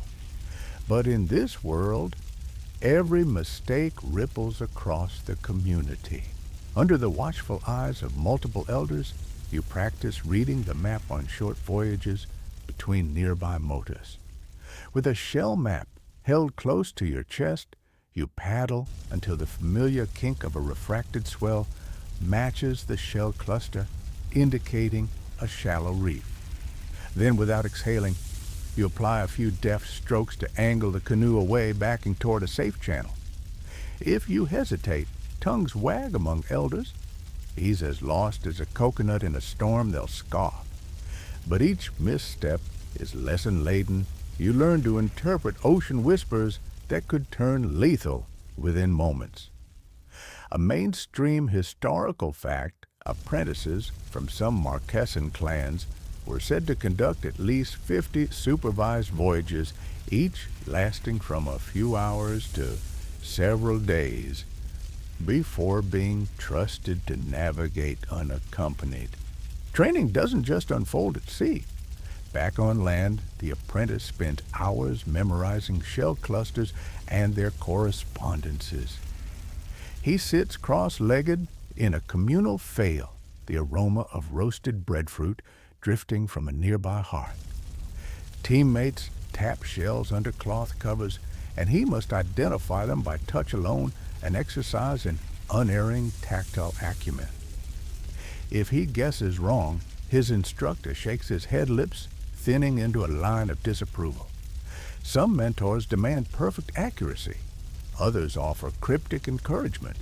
Remember, the ocean forgets nothing.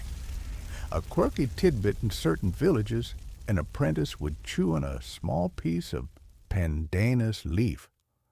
While identifying shells, believing its fuzzy texture conditioned his fingertips to be more sensitive. Historians still argue whether this practice genuinely sharpened tactile acuity or was simply a morale booster cloaked in tradition.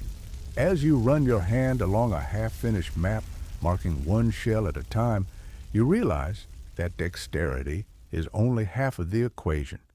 Mental stamina matters just as much. Imagine paddling into a dense blanket of fog, where even the crack of a wave against the hull sounds like static. You must rely on your mental map, an internalization of shell patterns, while cross-referencing with the physical map to confirm each swell pattern. A mainstream historical fact ethnographic accounts from the late 19th century recount navigators boasting they could navigate by memory alone, only glancing at their shell maps for reassurance. Yet, when storms or sickness intervened, the tactile map became the final arbiter of truth. Night training sessions are particularly intense. Under a starlit sky, murmurs of chanting elders blend with the rhythmic slap of paddle against water. Apprentices pair off, each holding a listening stick dipped into the sea. The goal, detect the slightest change in swell patterns and confirm if it matches map predictions. One of you guides the canoe, blindly relying on the other's sensory reports. If the listener misidentifies a swell signature, the paddler might steer the canoe too close to a reef. As water slaps against the hull, the trainees barely exhale, each aware that the margin for error is non-existent. You might smirk at ski instructors practicing on bunny hills, but here mistakes mean a midnight scramble off jagged coral, not a bruised ego. Back on shore, another arc of training takes shape storm simulations. A communal pit lined with driftwood and topped with pandanus fronds represents the turbulent sea. Into this pit, mentors pour water, rocking large logs to create chaotic splashes. Apprentices stand barefoot inside, gripping shell maps overhead. As waves of water march toward them, they must shout out which shell cluster corresponds to the simulated swell, pointing as accurately as possible. If they falter, they get soaked and may be scolded for a lapse in concentration. While this may sound like a childish water fight, it instills deep respect for the ocean's capriciousness. And you might joke that this is the world's oldest virtual reality training session, minus the VR headset, plus a generous dose of humility. Physical endurance forms another pillar of apprenticeship. You recall a time when, nearing the end of a month-long training, the clan staged a night paddle relay. Teams of 4 paddled canoes in succession, covering a grueling 70 miles under moonlit skies. At each handoff, crews exchanged panne cloth wraps and shell charts.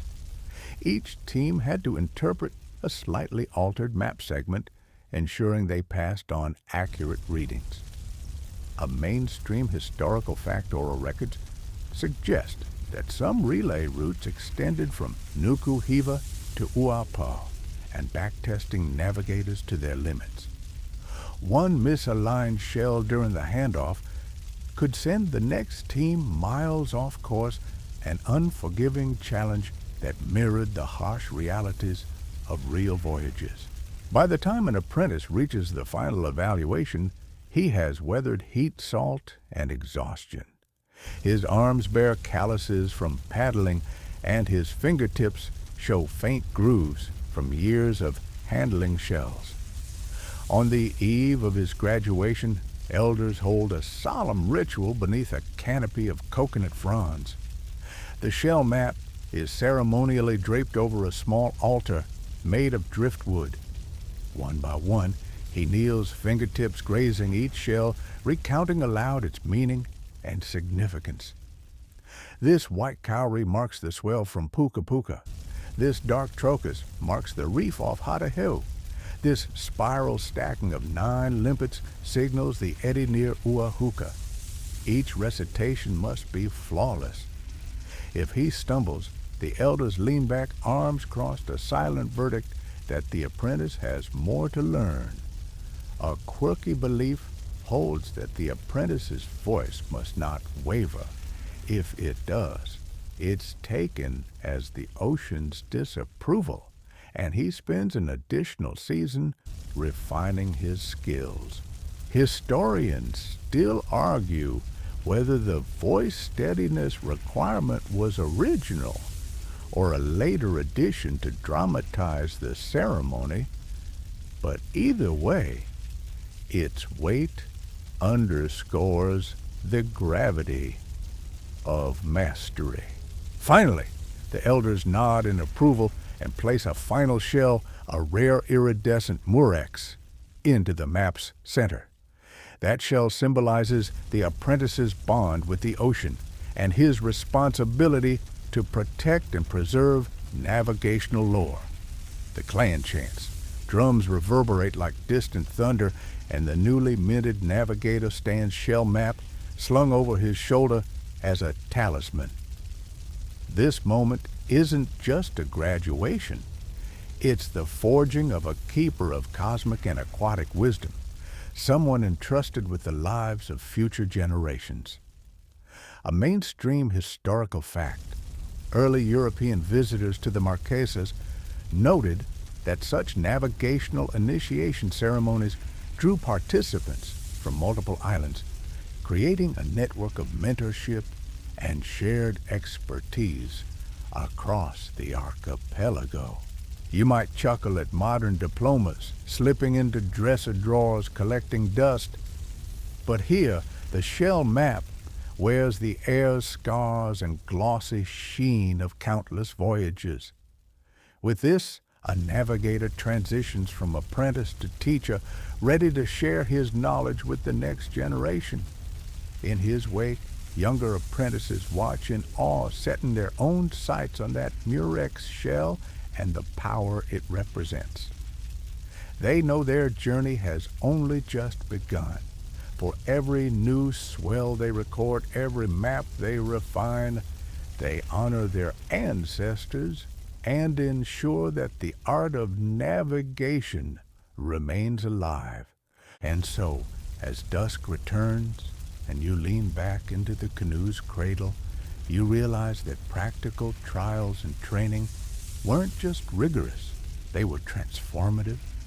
Each moment from fumbling with shells in the sand to steering through midnight swells inched you closer to becoming a conduit between ocean sky and clan. Those countless hours of practice, sweat, and humility forged not just skill, but character. You whisper a quiet promise that if the next generation stumbles, you'll guide them just as your mentors guided you.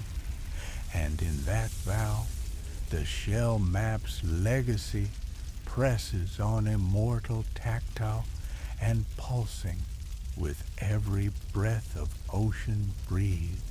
You lean against the canoe's side as the sun slides toward its zenith, recalling how every phase of the sea, from mighty currents to faint ripples, has its own voice.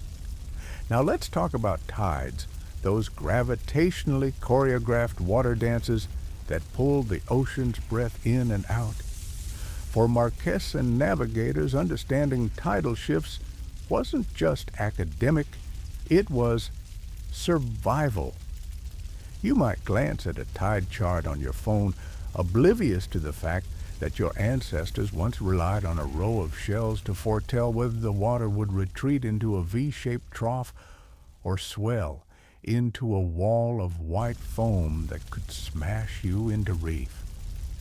Historians still argue whether these tidal prediction shells were codified patterns or improvised out of local lore. But here's where the quirky magic meets empirical necessity. Picture yourself rising before dawn, the air cool and tinged with humidity as you carry a shell map tucked under your arm.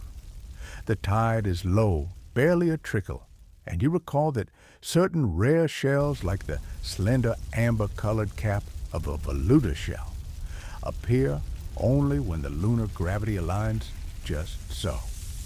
These voluta shells, when placed in a tight diagonal row on your map, signal an impending king tide, a seasonal high that could expose danger zones far beyond normal sight. You probably think that's as reliable as reading your coffee grounds, but for navigators who'd witnessed their canoes beaching on unseen shoals, once the tide receded, that arrangement was sacred. A mainstream historical fact, tidal amplitudes in the Marquesas region can vary by up to 1.5 meters between spring and neap tides, enough to dramatically alter navigable passages in lagoons and reef channels. Feel the stillness around you, broken only by the distant call of a frigate bird and the faint creak of your canoe's outrigger. You run a finger across the faded coconut fiber mat until it catches on a series of tiny voluta shells nestled like a string of amber beads. That diagonal row isn't decorative, it's a temporal marker. Navigators notice that When the full moon aligned with the sun directly overhead, voluta shells collected during particular lunar phases emitted a subtle glow under moonlight, an observation that bordered on the mystical. Some elders swore that if you held your finger just right, you could feel a minuscule warmth emanating from those shells, indicating that the gravitational pull was about to intensify. A quirky tidbit one account even claims that a veteran navigator once fell asleep on a shell map under a full moon and dreamt of the tide receding, only to wake and see the lagoon's sandy bottom gleaming far beneath the canoe's prow.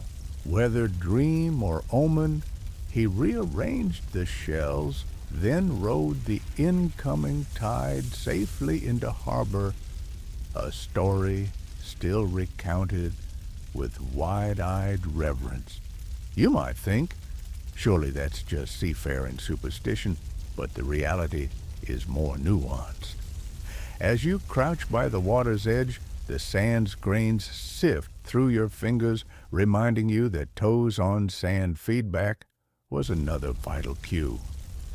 When the tide ebbed, the wet sand turned silvery under a rising sun.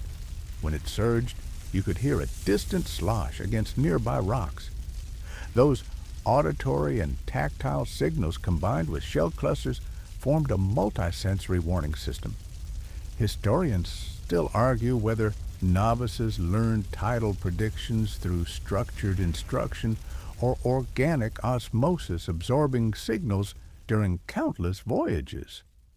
Either way, you can almost taste the salt when you recall how your mentor taught you to attune every sense to the sea's moods. Lean close and envision that next to the voluta diagonal, a small cluster of pink pericardium shells marks the turnover point from ebb to flood tide in a specific lagoon.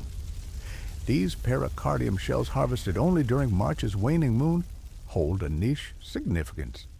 One misplaced them, and you might be mugged by a sudden surge that pins your canoe against reef fingers. A mainstream historical fact. Polynesian oral accounts often correlate tidal shifts with lunar phases, noting that full moons and new moons produce the most extreme tidal ranges, the very pattern that the voluta pericardium combination tracks. You feel the hot sun on your back, sweat beading at your brow, as you imagine how apprentices once sat for hours under coconut palms, trancing over their shell charts, until their fingertips memorized these tiny critical configurations. In the gentle hush, you recall another quirky practice. Some navigators use crushed coral mixed with minced coconut husk to outline the pericardium cluster. This coral mix served two functions. First, it created a grainy texture that you could distinguish in low light, and second, it added a faint chemical scent, making those shells practically beacon-like when dawn mist clung to the air. Historians still argue whether this coral coconut mixture was widespread or merely a clever innovation of a coastal village. But the concept underscores how every navigational element blended sensory cues. Think of it like a multi-layered warning alert texture scent and position all signal tide incoming. Your feet sink into the half-submerged sand as you consider the lagoon shape a narrow V opening to the west, fringed by jagged coral ridges. When the tide is low, reef edges might lurk just beneath the surface, invisible save for a ghostly shimmer on the water's surface. As you squat over your shell map, you touch the pericardium cluster, feeling each shell's curvature like a tiny radar. That curvature indicates not just when tides change, but where residual channels carve through the reef floor. One false move in either physical or chart reading could strand you on a rock shelf for hours, waiting for the tide to rescue you. You run a rough mental calculation: how long until the next Voluta-labeled high tide? And as you do, your mind drifts to the shadowy crests of the reef beyond imprinting them in memory. Allow yourself a moment of humor. Modern yachtsmen fuss over tidal gauges and lunar apps. Yet here you are trusting shells picked at dawn by moonlight. You might raise an eyebrow at such analog methods, but consider this: when battery-powered devices die and satellites flake out, that row of shells remains a steadfast oracle.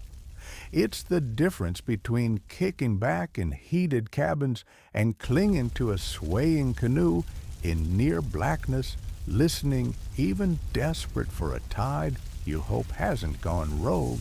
As the tide begins its silent retreat, you stand in shallow water and watch foam lines retreat into a narrower band, a visual cue that aligns perfectly with the pericardium cluster's predictions.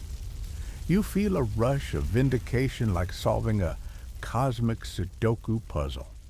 Now let's talk about another obscure pattern: the inclusion of a rare chalcedony pebble that marks the secondary high tide. This pebble, smooth translucent and acquired only near a sacred cave on Uapu, is placed near the outer edge of the map, signifying a smaller tidal bulge that occurs a few hours after the primary high tide. Some navigators believed this pebble, bathed in moonlight, carried a slight luminescence, visible only to those with perfect night vision. A quirky anecdote tells of a navigator who once mistook bioluminescent algae for that glowing pebble, causing a minor tidal miscalculation, and a startled crew who nearly capsized as the secondary tide reversed the channel's flow. You might scoff at that and think, come on, glowing pebbles. Yet the underlying logic is this: the moon's elliptical orbit causes variable tidal timings and amplitudes. And carving this complexity into your shell chart meant the difference between paddling smoothly through a channel or grinding on coral. A mainstream historical fact: oceanographers today confirm that the Masika's secondary tide in certain Pacific atolls can cause water levels to rise again hours after the first high tide, though with less intensity. If your shell map lacks that chalcedony marker, you could watch in horror as your canoe drifts backward when you thought you were being guided into port. Now, consider how apprentices learn to anticipate anomalies, like when a tropical storm's atmospheric pressure depressed sea level, muddling the usual lunar pattern. On those rare occasions, a specific arrangement of dyed black-lipped oyster shells warned that storm tide conditions might override normal spring neap schedules. That arrangement, once memorized, let experienced navigators caution crews to delay departure until atmospheric calm returned. Historians still argue whether such storm tide markers were scripted into every shell map or added ad hoc when storms loomed. But you can sense the tension apprentices felt as they tried to parse mother of pearl from oyster shell, praying they'd made the right call. Reflect on the texture of those black-lipped oysters, slightly rough, almost velvety, slipping under fingertips like half-forgotten lullabies. When placed next to a tidy semicircle of cowries marking a typical spring tide, they whisper, "Beware." You might imagine a modern meteorologist dismissing this as quaint. But here, there's no Noe weather station in the middle of the Pacific. Instead, you watch barometric changes in roiling clouds and minute shifts in wave patterns then confirm or refute your hunch with the shell clusters. You smile at how Earth's rhythms, moon, sun, wind, waves converge in a tactile glyph on your mat as precise as any printed chart. As the tide fully shifts, you notice tiny burrow holes in the sand, widening mud crabs emerging for midday feasting. Those holes, aligned with the map's ridge of voluta shells, confirm the tide's advance. In this interplay of shells, crabs, and currents, you sense the ocean's pulse more keenly than ever. And when you paddle back toward higher groundwater, lapping around your calves, you feel a profound respect for those navigators who foresaw what we moderns see on tiny screens. Before the sun climbs too high, you take a moment to offer thanks to the shell map hidden in your pack. It has predicted the tidal shifts perfectly. You might chuckle at how you once complained about slow internet speeds, but here you stand knee-deep in pool-like water that the moon orchestrated. If only YouTube could record such visceral satisfaction. Tide prediction 101 would skyrocket to millions of views. Finally, consider how this obscure practice predicting tides with shell groupings echoed across generations. Elders would update maps seasonally, moving the voluta and pericardium clusters based on accumulated observations. Some villages even held nocturnal tide-watching ceremonies during the first full moon of each quarter, where navigators camped on reef flats to confirm shell placements barefoot and sleepless, as they listened to waves communicate secrets. A mainstream historical fact, such communal tide monitoring is documented in early 20th century oral histories, indicating a sustained cultural emphasis on lunar tidal alignment. Historians still argue whether these nocturnal gatherings were solemn rites or social festivals cloaked in navigational duty, but either way, they reinforce community bonds and ensured that the shell maps remained living, evolving documents. So, as you step from water onto sand and brush the residual wetness from your feet, you remember that tides aren't just natural phenomena. They're a conversation.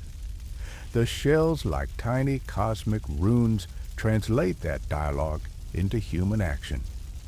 And if you file away your mental tide chart for later, know that the next time you grip a smartphone app to check tides, you're merely scratching the surface of what your ancestors mastered through touch intuition and a pinch of lunar magic. You're paddling in calm midday light when a sudden shiver of anticipation runs through you. Soon, you'll witness the arrival of foreign ships bearing strange sails and iron-hulled hulls. It's a moment your ancestors once experienced, the first European explorers laying eyes on Marquesan Navigators wielding shell maps. Their reactions ranged from bewilderment to outright admiration, but to you this chapter is a testament to how radically different cultural lenses can be. Historians still argue whether these accounts were cloaked in curiosity or laced with condescension. But either way, they offer an invaluable glimpse into two worlds colliding. Imagine you're kneeling on a sheltered beach, the dais of volcanic rock beneath your knees, warm from the sun. On the horizon, a triangular sail appears, a European caravel, cutting through the azure like a fish hunting prey. You run a finger over the shell map, tied across your lap, feeling the familiar grooves and ridges.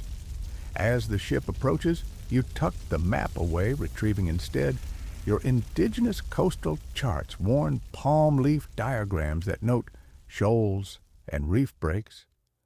You sense the tension in the air. This is no ordinary canoe party. It's a historic encounter, a mainstream historical fact in 1595, when Spanish explorer Alvaro de Mendaña first reached the Marquesas. He recorded seeing islanders brandish wooden charts and shell tokens, which he initially mistook for toys or religious talismans. In his logs he wrote, "They spread mats with shells laid out as though to divine the sea." I thought it was some sorcery.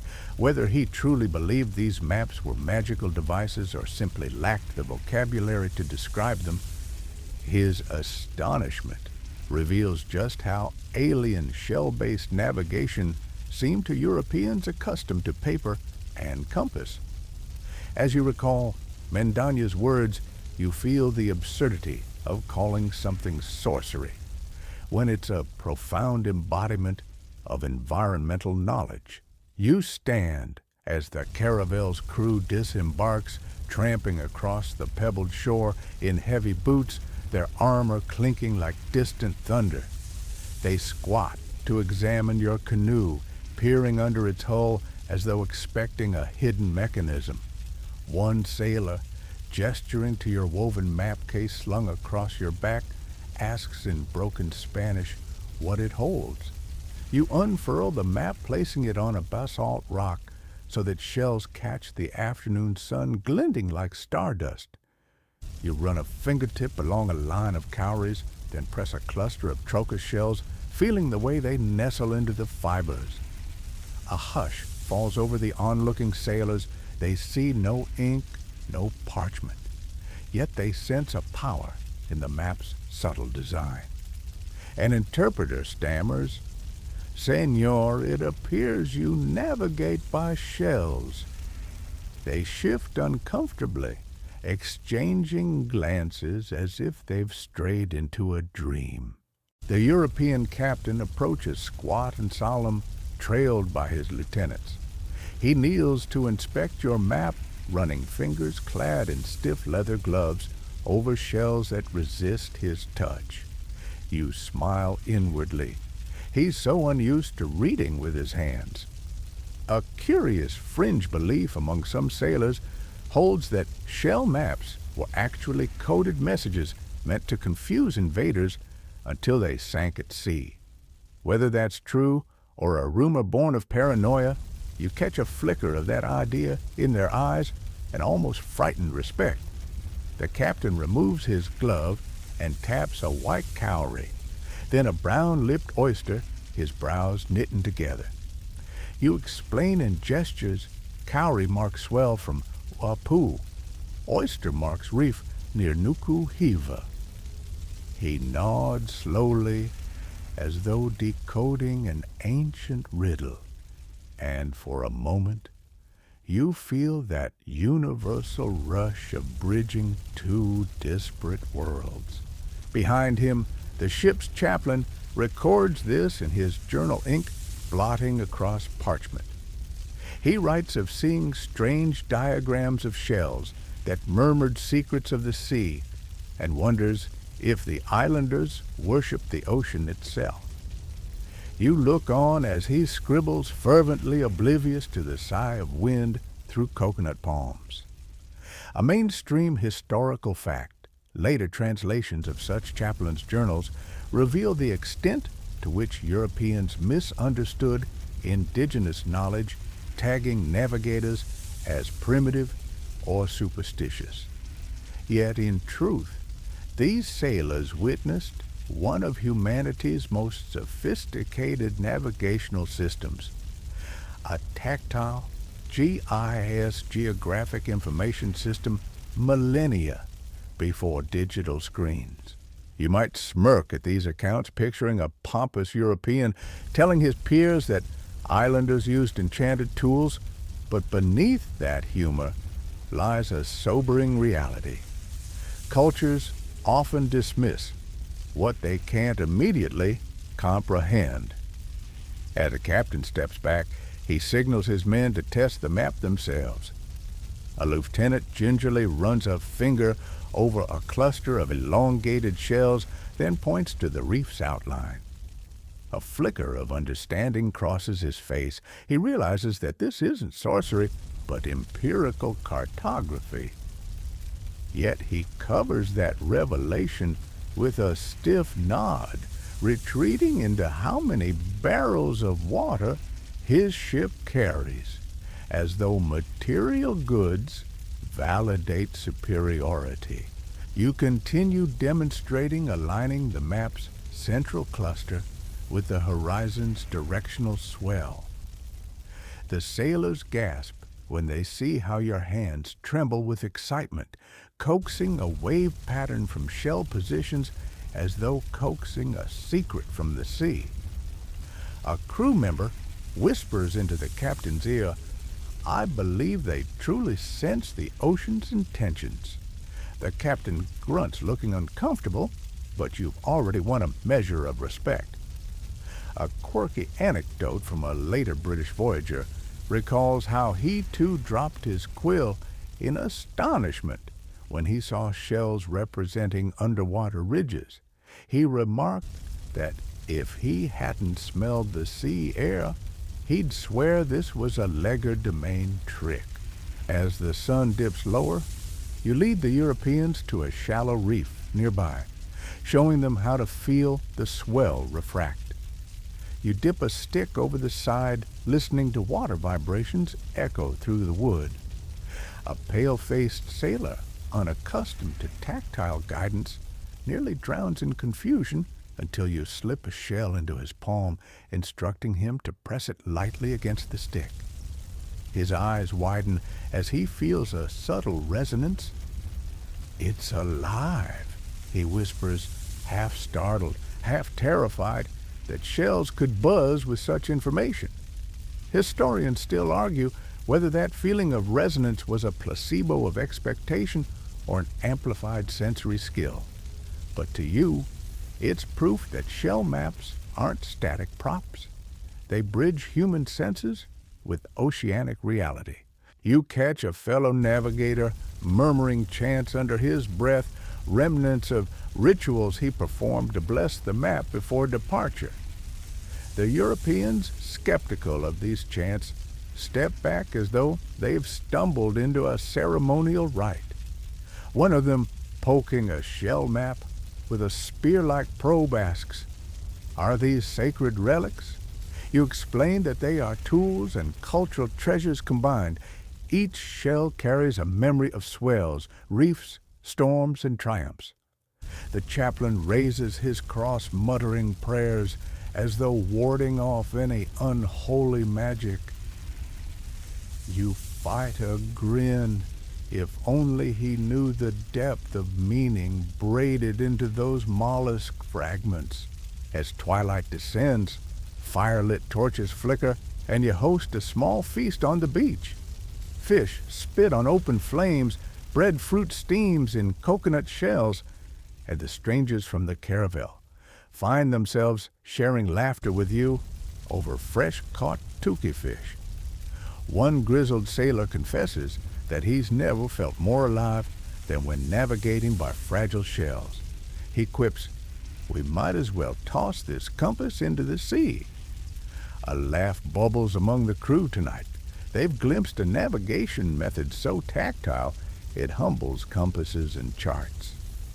A mainstream historical fact in the 18th century, some European navigators copied Polynesian navigation techniques to enhance their own hull designs and sailing routes, yet seldom acknowledged the source of their inspiration. As you listen to the sailors' banter, you feel a bittersweet sense of vindication. They admire your methods, even as their cultural records often sidelined indigenous contributions. Later, as embers glow low, you wander toward the shallow lagoon, gazing at the mirrored sky. The European captain approaches carrying a small pouch of trade goods, iron knives, beads a handful of metal nails. He offers these items in exchange for the shell map, suggesting he share your knowledge with his superiors. You laugh softly, recalling how those precious metal nails will rust in weeks, while your shells endure centuries. You decline, explaining through gestures that the map isn't a commodity, it's a living document, one that evolves. With every voyage, you offer instead to share stories, guidance, and safe passage intel, forging a bridge rather than a transaction.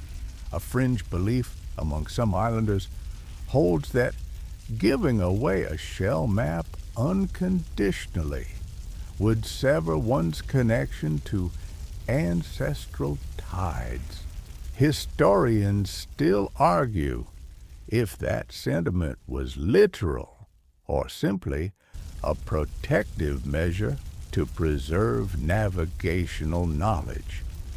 But you feel the weight of that tradition as you refuse the captain's offer. The Europeans depart at dawn, sails full of wind, their hulls carving foam trails toward distant horizons. You watch as they vanish, leaving only faint ripples on the water's face. In their wake, they carry tales that will spread across the globe, stories of islanders reading the ocean like a book, guided by shells and stars. Back at your village, elders greet you with both pride and concern, for they know that with each foreign visitor comes not only admiration, but the risk of cultural erosion. You hand your shell map to the community's keeper, who runs a weathered thumb across each shell, verifying no piece is lost or damaged. His eyes meet yours as he nods. They have seen our truth. You might smirk at how modern textbooks credit European explorers as masters of Pacific navigation, glossing over the shell map tradition, but beneath that irony lies a reality history is written by the victors. Yet tonight, as you trace shell patterns in the flicker of torchlight, you feel a surge of defiance. You know that centuries from now, scholars still may argue whether these accounts were factual records or embellished legends. They'll question if shell maps were mnemonic aids or precise charts, if whispers of glowing shells were real or metaphorical. But you felt that glow traced those swells and witnessed firsthand how these maps shaped voyages and shifted worldviews. And so, as dusk deepens into velvet darkness, you cradle your map in your lap, feeling each shell's cool surface as though it were a star tugging you toward a distant constellation. The ocean hums beside you, offering a lullaby, older than any written word. You know that the next generation will continue navigating by shells and stars, preserving this legacy that confounded intruders and shaped an entire human understanding of the sea. Morning light filters through coconut palms as you stand on the canoe's deck, tracing the coastline receding into mist. It's time to examine the scholarly debate swirling around shell maps. Were they precise navigational tools or mnemonic aids passed down through oral tradition? Some historians argue that shell maps functioned as exact hydrographic charts akin to modern bathymetric maps, where every shell's position corresponded to exact degrees of latitude and bearing. Others contend they served primarily as teaching devices, guiding apprentices to internalize oceanic patterns, rather than providing actionable data on their own. Historians still argue whether a shell map by itself could guide a canoe across open ocean, or whether it merely buttressed already fully memorized routes. You stand at this crossroads of interpretation, feeling the warm coconut fiber under your bare feet as contemplating how a handful of shells could spark centuries of academic debate. Imagine poring over a shell map under the cool shade of a pandanus hut debate, swirling in your mind like a restless tide. On one side, proponents of the chart theory highlight accounts from early European visitors who reported perceiving astonishing accuracy. Navigators could point to islands hundreds of miles away with unwavering confidence using shell maps as verification. One mainstream historical fact: in 1724, British explorer Captain Cook noted that Tahitian sailors consulted a chart, likely a shell or stick chart, to confirm their route to the Marquesas, as though the map's symbols were as precise as a compass bearing. Yet these same accounts also reveal that sailors spent most of their time reading wind and waves, directly consulting the map only during uneven swell conditions or low visibility, suggesting that maps complemented rather than replaced ingrained navigational skill. On the other side, scholars of memory and oral culture argue that shell maps were primarily pedagogical tools, not in situ navigational charts. They point to ethnographic records showing that apprentices spent months or even years internalizing ocean patterns through chant-driven sequences and map exercises. Once internalized, navigators carried mental shell maps, complete with weighted associations, enabling them to steer through open ocean without referencing a physical map. A quirky tidbit: some researchers propose that certain shell clusters served as mnemonic anchors, cognitive triggers that activated complex sequences of star positions, swell cues, and tide knowledge in the navigator's mind. These anchors might reflect cognitive science principles millennia before the study of memory took root in academia. As you weigh these perspectives, feel the map's fibers beneath your hands, recalling how, in the low light of a cloudy night, you found your way by feel alone. Was that mastery born from constant reference to the map, or from nightly mental rehearsals? Perhaps it's both. Historians still argue whether these two processes, physical referencing and internalization, constitute mutually exclusive categories or a continuum of navigational competence. In other words, maybe shell maps sat alongside chance, star compasses, and direct sea observation in a holistic toolkit, each element reinforcing the others. Consider a scenario recounted by 19th century missionaries. A revered navigator blinded by disease was said to have guided his canoe solely by touch tracing a shell map perched on his lap. Critics of the chart theory label this account as hagiography, an embellishment designed to elevate navigators to near mythical status. However, supporters assert that such demonstrations of blindfolded sailing underline the map's indispensability, proving they contained enough actionable data to orient a canoe mid-Pacific. Yet skeptics counter that even blind, the navigator carried within him an exhaustive mental map, making the physical chart a ceremonial prop rather than a functional tool. Historians still argue whether such accounts reveal genuine cartographic utility or merely highlight outliers in an overwhelmingly context-driven practice. The debate extends to map variations. Some shell charts display symmetrical patterns, concentric arcs radiating from central shells, suggestive of broad swell representations, rather than minute navigational precision. Others exhibit irregular clusters, possibly encoding localized hazards like shifting sandbars or seasonal reef growth. That variability fuels scholarly contention. If shell maps were standardized charts, why such disparity? One fringe hypothesis suggests that each map was tailored to its creator's unique mental model, a personalized blueprint that only its maker could read fluently. If true, handing a map to another navigator would be akin to giving someone an unsolvable cipher. Still, proponents of the chart theory counter that masters cross-checked maps during inter-island gatherings, actively reconciling differences to maintain consistent standards.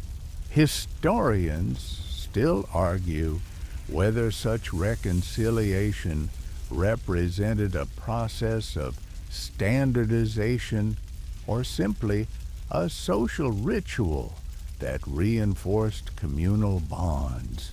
Now shift your gaze from theory to ethics. When early anthropologists collected shell maps from museums, they removed them from their living contexts, freezing dynamic tools into static relics. Without the chance, the canoe rides and the guided training, can anyone truly grasp how these maps functioned? Scholars have lamented that museum-displayed shell charts encased behind glass stripped them of the whispers of ocean, consecrated oils, and living memory that imbued them with meaning. A mainstream historical fact, by the late 19th century, most original shell maps had been removed to European museums, and very few remain within their communities of origin. Historians still argue whether the resulting cultural dislocation contributed to the technique's near extinction. But there's little doubt that severing maps from practice truncated their potency. You pause in contemplation, fingertips grazing a smooth white cowrie, recalling how, during training, your mentor would whisper, "Never let the map leave home soil." This admonition wasn't mere protectionism. It acknowledged that removing a map from its environment rendered it ineffective, like uprooting a plant and expecting it to thrive. In the diaspora of collected charts, context evaporated, leaving scholars to infer functionality through drawings and second-hand accounts. Without the symphony of wind waves, chants, and sweat-shell maps became static puzzles to be solved rather than dynamic tools to be lived. Historians still argue whether recontextualizing existing maps, returning them to navigators, could revive lost practices, or whether centuries of cultural disruption make true restoration impossible. Yet, there's a resurgence. Modern navigators and cultural practitioners collaborate to reconstruct lost knowledge. They hold workshops where elders guide youth in recreating shell maps, teaching chants and star compasses alongside map design. A quirky tidbit: some communities now integrate digital projection of swell models onto physical shell charts, blending ancient practice with modern technology. These hybrid maps may seem counterintuitive, but they honor traditional cognitive frameworks while leveraging contemporary tools. Historians still argue whether such hybridization dilutes authenticity or embodies living tradition, a dynamic cultural adaptation that keeps shell maps relevant in a digital age. Feel the sun's warmth on your skin as you consider this evolution. You no longer trace shells by lantern light in a dusty hut. Instead, you examine projected wave models, overlaying your handmade chart, comparing them against real-time buoy data. There's a thrill in this convergence of past and present, a recognition that shell maps aren't museum curiosities, but seeds of knowledge adaptable to 21st century challenges. A mainstream historical fact in recent years, Polynesian voyaging societies have successfully sailed traditional double-hulled canoes on trans-Pacific voyages, attributing part of their success to revived navigational knowledge, including shell map principles. Historians still argue how much shell maps directly contribute versus synergy with oral traditions and modern meteorological data. But there's no denying that these tactile charts again pulse with relevance. As you trace a cluster of dark-lipped oysters on your progenitor's chart, the debate recedes. The map's living essence reasserts itself. Whether a precise chart or mnemonic device, the map becomes a conduit for cultural rejuvenation. When apprentices run their fingertips over shells, they're not simply memorizing swell angles, they're connecting to generations who mastered uncertainty, who trusted intuition as much as empirical observation. In that unity of mind, hand, and seashell maps prove their worth beyond academic frameworks. Debates may persist, but each beam of morning sun, each student's first brush against a cowrie illuminates a truth the scholars sometimes overlook. Shell maps functioned within a holistic system, one where knowing, feeling, and believing fused seamlessly. So, as you tuck the shell map under your arm and join your mentors for a midday feast, savor the richness of this debate not as divisive academic sparring, but as a living testament to human ingenuity. You might chuckle at classroom arguments over chart versus mnemonic, but deep down, you understand that both perspectives reflect facets of the same diamond. Shell maps transcended simple categorization, serving as tools, teachers, and talismans all at once. You wipe a smear of roasted mahi-mahi from your chin and smile, knowing that your fingertips carry knowledge that no printed page can capture. You lean back on the lip of the canoe, the midday sun warming your skin as your elders recount tales of mythical sea creatures, whispering warnings to those who dared approach hidden shoals. These legends aren't mere bedtime stories. They're woven into the very fabric of navigational caution, a cultural code embedded alongside shell maps and star compasses. Picture the ocean surface as a living tapestry, its every ripple a potential messenger from realms unseen. You probably scroll through news alerts about shark sightings, but imagine instead believing that a barnacle-encrusted shark, referred by elders as mo'okini, could actually court you with a low rumbling growl, cautioning you to veer away from a submerged reef. Historians still argue whether references to these sea creatures served as mnemonic devices or were genuinely experiential accounts. But either way, the legends persisted as powerful navigational aids. Feel the gentle hum of water against the hull as a breeze rustles through coconut fronds overhead. Your mentor points to a cluster of shells on the map, large trochus shells arranged like concentric circles, each circle representing a known whirlpool off the coast of Tawata. Beneath those shells, the map's fibers twist in a subtle spiral. According to legend, a colossal octopus-like creature called Te Weke o Muturangi lurked in that very whirlpool, its tentacles stirring ominous currents that could drag a canoe into fathomless depths. A mainstream historical fact, Polynesian oral traditions frequently personify natural hazards as guardian spirits or monsters, reinforcing caution through imaginative storytelling. As you hover a finger over the trochus cluster, you feel a shiver not from cold, but from knowing that generations of navigators heard Tewek's distant groan echo through waves. You tilt your head toward the horizon, where a faint shimmer betrays the presence of shallow water over a reef.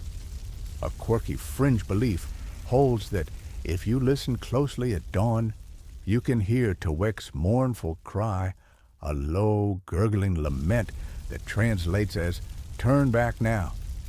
Some elders insist that those who ignored this cry found their canoes shredded on unseen coral, while others chalk it up to ocean sounds masked by superstition. Historians still argue whether these underwater sounds truly resemble a lament, or if the association with a monstrous octopus was a narrative invention to heighten vigilance. Either way, the myth endures, and you tighten your grip on the shell map, ensuring that the big atrocious shells marking Tewek's domain remain firmly in your mind. A sudden breeze carries the faint scent of brine and seaweed, as though the ocean itself exhales. You recall how on stormy nights elders would recount another creature, Pueo Nui, a spectral reef shark said to patrol the shallows around Uapu. Its fins, they said, glowed faintly phosphorescent, guiding canoes away from shifting sandbars. According to the myth, if you follow Pueo Nui's glow, you'll find safe passage. If you chase it, you risk capsizing. A mainstream historical fact, many Pacific Islanders believed in reef sharks as ancestral guardians, and archaeological finds indicate shark imagery in petroglyphs dating back over a millennium. So whether Pueo Nui was a real shark species exhibiting bioluminescent algae on its skin, or simply a cautionary tale, you sense that these legends tapped into genuine sightings and phenomena. You press the shell map to your chest, remembering the cluster of small cowries that mark the Pueo Nui path, a channel between two outlying motus. The shells glint like stars under your fingertips, and you recall that elders once taught apprentices to bow their heads and whisper a chant invoking ancestral blessings before entering that corridor. If your chant faltered, they warned Pueo Nui might misinterpret your timid voice as disrespect and steer you toward danger rather than safety. A quirky anecdote carries that one apprentice whose throat went dry mid-chant was so frightened he spilled coconut oil on his map. The next morning, a swollen swell forced the canoe back to shore as damaged map, serving as tacit proof that the shark had indeed diverted them. Historians still argue whether such occurrences represent verified events or retrospective folklore crafted to explain near disasters. But you marvel at how entwined myth and memory became in safeguarding lives. As you dip a listening stick into the water, you muse on another legendary being, Hina's shadow, a spectral eel said to slither beneath the reef off Hiva-Oa. When Hina's shadow appeared, the current shifted strangely, ebb and flood would swap almost instantly, confusing paddlers. Shell maps mark this region with elongated spiral shells interlaced with bits of dark coral, indicating unpredictable current reversals. According to lore, Hina's shadow emerged only under a new moon, its eyes shimmering eerily as it guided those who honored lunar omens safely through, but sucked down anyone disrespectful of the moon's phases. You might dismiss this as fanciful nonsense, but navigators learn to avoid that channel on new moon nights, trusting that any misalignment between shell map predictions and actual currents stemmed from Hina's domain. A mainstream historical fact, tidal and current anomalies near volcanic islands can occur due to submerged rifts. so what was mythologized as a spectral eel might reflect local knowledge of genuine undersea topography, sunlight, dances on the ripples. And you recall the tale of Pua'ali'i, the half-fish, half-human guardian believed to protect fishermen near Fatohiva. Pua'ali'i was said to appear as a hulking figure with scales that shimmered in shifting hues, emerald, sapphire, and jade. When Pua'ali'i surfaced, locals whispered that it hissed directions in a language older than any chant warning would-be voyagers of treacherous rocks. If you paid heed, he'd calm the swells around your canoe. If you scoffed, he'd stir whirlpools beneath. On certain shell map versions, a cluster of tiny iridescent shells almost too small to notice marked Pua'ali'i's favored haunt. Those shells were translucent and weighted, feeling cold as moonlit water, serving as both warning sign and tribute. A quirky tip, some say that if you hold one of those shells to your ear at dawn, you'll hear a faint, sibilant voice guiding your thoughts. Though skeptics note that the ocean's hum could easily be mistaken for whispered counsel. Historians still argue whether tales of Pua'ali'i encoded early knowledge of subaqueous currents or simply reflected communal reverence for the unknown. Regardless, apprentices learned to revere those tiny shells as tokens of respect, ensuring that if Pua'ali'i truly existed, he'd guide their canoes rather than crush them. You tug at the shell map's edge, feeling the faint curvature where a shell once stood but was lost during a particularly rough voyage. That gap where an elongated cowrie should have signaled Pueonui's path is a silent reminder that legends could be literal. Some older navigators swore they glimpsed glowing shark fins under the moonlit sea, and others claimed to have felt a tug on their canoe as Te Wekio Muturangi tested their resolve, a mainstream historical fact. Marine biologists today confirm that certain shark species exhibit bioluminescent bacteria, creating faint glows in deep waters. Whether those sightings inspired Pueonui legends or were retroactively woven into myth, you understand that lived experiences and storytelling fuse to create a robust navigational psychology. Now picture how these legends reinforce cautious reading of the shell map. If you ignored a shell cluster associated with a mythical guardian, you risked not only a physical hazard, but a breach of spiritual protocol. The map wasn't just a map.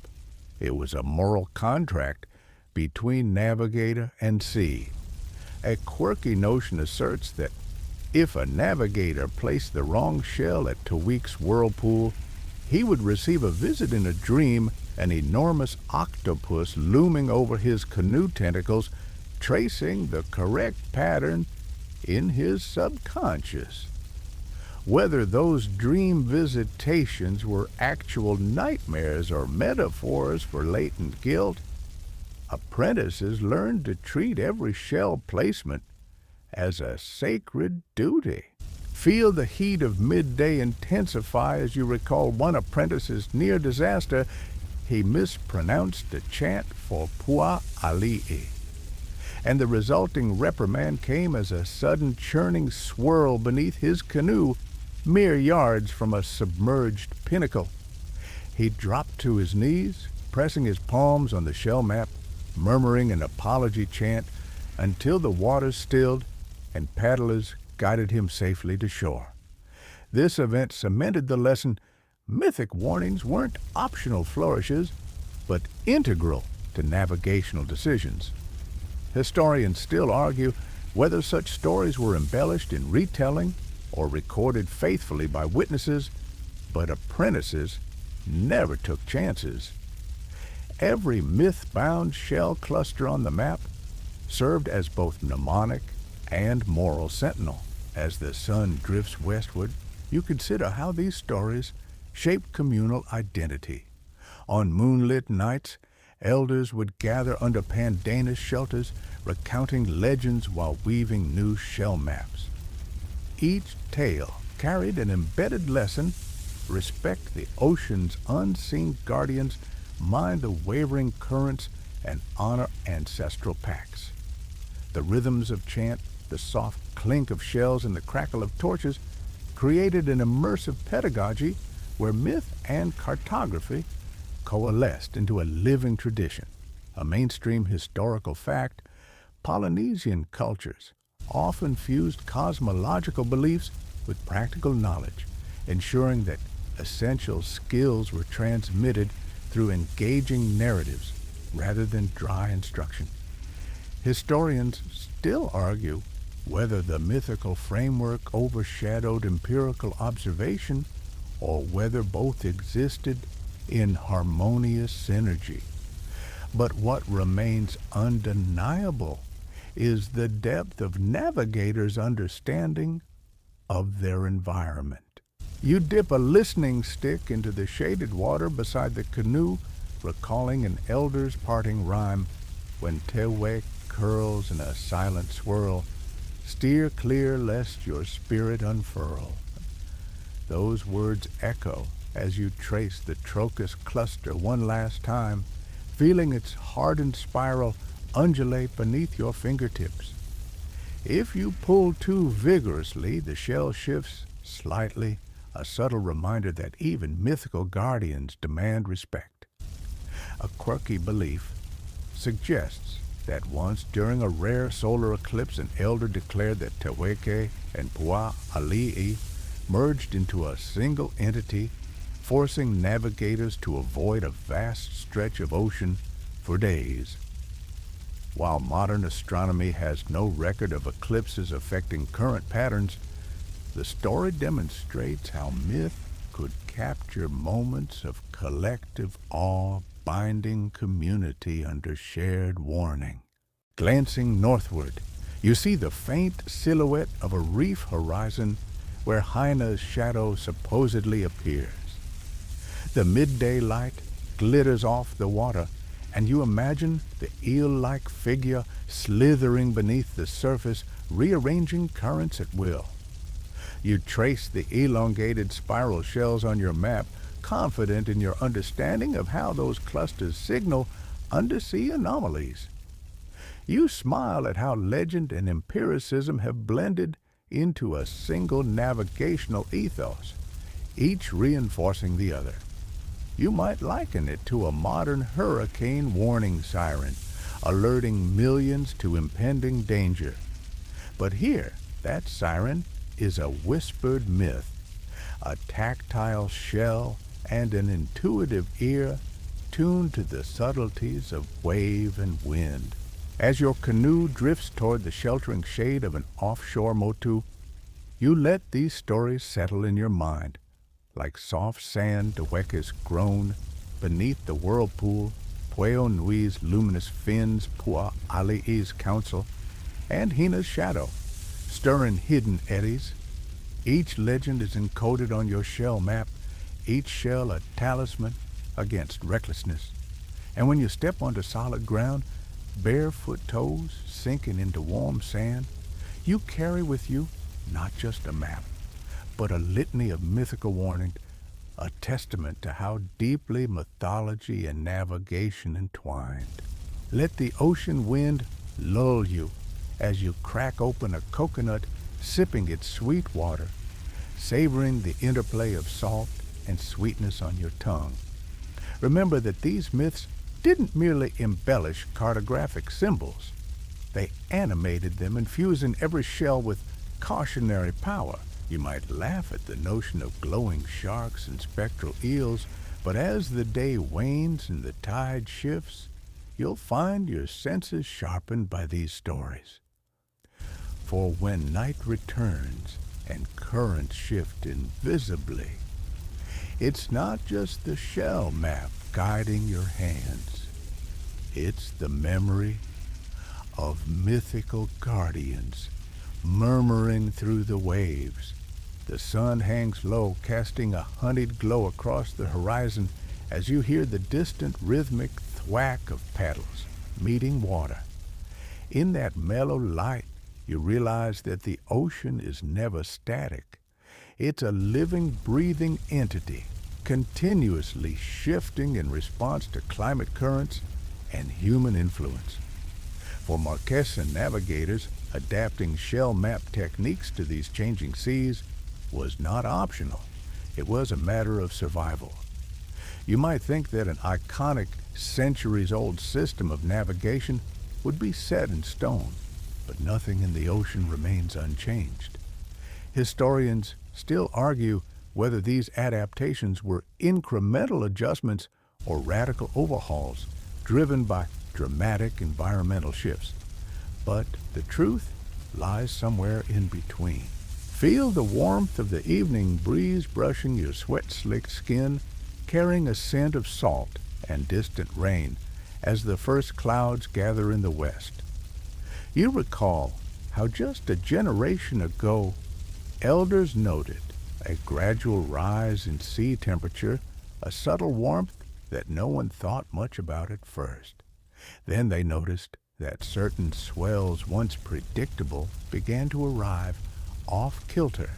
The ripple patterns that dancers of waves once used like a metronome turned erratic. A mainstream historical fact. Over the past few centuries, El Niño southern oscillation cycles have intensified, causing irregular swell behavior in the Central Pacific. Navigators had to recalibrate their shell maps to account for these slight crescent shifts in wave patterns, tiny adjustments but critical when your only guide is tactile sensation. You hover your fingertip above a line of slender, red-striped shells that mark a particular traded swell's usual path. You remember the elder's warning. When water warms, that line shifts east. Feel before you leap. Imagine kneeling in a pandanus hut, the mat-based breeze ruffling your hair as a cadre of navigators hunched over maps under flickering lantern light. Each map bears fresh modifications, shell clusters nudged a hair's breadth to the side, fibers retied to accommodate new intersection points. You sense a hush among the elders, a collective concentration that borders on reverence. The sea changes its tune. One mentor whispers, sliding a new cowrie into place, a shell gathered from a storm-eroded beach far north of its usual range. A quirky tidbit, some elders claim that certain shells, when warmed by sunlight on warming days, would emit a faint pulsating hum, alerting navigators that a long-period swell was approaching. Skeptics dismissed this as poetic license, but for apprentices, the idea of a shell that could whisper change is coming felt like the ocean's own version of a weather alert. Feel the fibers under your fingertips as you help weave a fresh chart, your hands smooth from hours of handling softened coconut husk. Each shell you place carries the weight of both tradition and necessity. The old configurations honed over centuries now need overlaying to match new swell refraction angles. Historians still argue whether these modifications represented a formalized version control system like patches on computer software or a fluid oral adjustment process, where each navigator decided where to push or pull shells based on personal observations. In practice, it was likely a bit of both navigators gathered at inter-island councils, comparing their maps and sharing whether the southern swell had crept northward or if a new eddy had formed behind an underwater ridge. Those discussions often lasted into the night, punctuated by the hiss of oil lamps and low chants that synchronized with the lull of waves beyond the hut. You run a finger along a row of small pericardium shells that once reliably marked the lagoon's flood tide channel. Now those same shells sit slightly closer to the shore edge of the map. That subtle shift matters. If you left them in their old position, you'd drift perilously toward a newly formed sandbar. That sandbar emerged after a violent cyclone decimated a reef and left sediments to settle in its wake. A mainstream historical fact post-2004 cyclone surveys revealed that reef structures around some Marquesan islands shifted by up to 500 meters, drastically altering nearshore currents. Ancestors might have chalked that up to an angry sea spirit, but navigators recognized the practical consequence. Shell placements had to reflect new realities. As you adjust those shells, you pause to reflect on the tension between tradition and innovation. On one hand, shell map designs were sacrosanct heirlooms passed down through bloodlines. On the other, the ocean's dynamism demanded flexibility. Historians still argue whether some tribes resisted updates, clinging to original configurations as a matter of pride or spiritual continuity. Stories tell of elder custodians who refused to tamper with a map they'd inherited, declaring that changing shell positions would violate ancestral pacts. In one famed incident, a navigator's outmoded map led a canoe into a newly formed whirlpool channel, resulting in a narrow escape, but a bruised ego and a chastening lesson. Pride must yield to prudence. Feel your pulse quicken as you recall that near miss, the permit younger navigator who clutched his inherited map tight, refusing to entertain whispers that cyclone-driven currents had uprooted his beloved shell clusters. He paddled into what his map showed as a placid corridor, but in reality, the sea had shifted. A sudden eddy, larger than any memorized pattern, seized his canoe, spinning it like a top. His crew scrambled, consulting mental maps and on-the-fly readings until they escaped its grasp. When he returned home, shame washed over him, but the village's ethos was clear: adapt or perish. A quirky anecdote from that episode mentions that the navigator swore he saw a ghostly eel flicker past Hina's shadow, mocking his stubbornness. Whether that was real or a tale conjured to instill humility, it cemented the belief that ignoring environmental change invited supernatural rebuke. You stand now on the canoe's deck as the wind shifts toward dusk, watching new wave patterns that surge from directions you once considered safe. On your updated shell map, you've arranged a line of white cowries to mark a swell-generating region farther east than before, evidence of an El Niño pulse redirecting wave energy. That single line shift means paddling a new course. Instead of steering due west, you must aim slightly northwest to avoid a reef that now deflects swells differently. Lean forward, and you'll feel the subtle difference in how the wind whistles across the hull. Lean back, and you can almost sense the latent swell gathering. Historians still argue whether these predictive shell placements were based solely on empirical observation, or if navigators incorporated celestial cues tracking seasonal star movements to forecast patterns months in advance. Likely, they used both an interplay of stellar cycles, barometric intuition, and tactile feedback from the swell's edge. As twilight deepens, you light a small torch and gather a group of apprentices on the shoreline. each clutching a half-completed map. The beach's particulate air, fine volcanic ash mixed with sea mist, drapes over your skin like a light talcum. Tonight, you say, voice hushed, we learn not only the old ways, but how to listen for what's new. You dip a torch-lit driftwood branch into your map center, letting its ember imprint a faint scorch where a cluster of black scallop shells now marks an eddy that formed last season.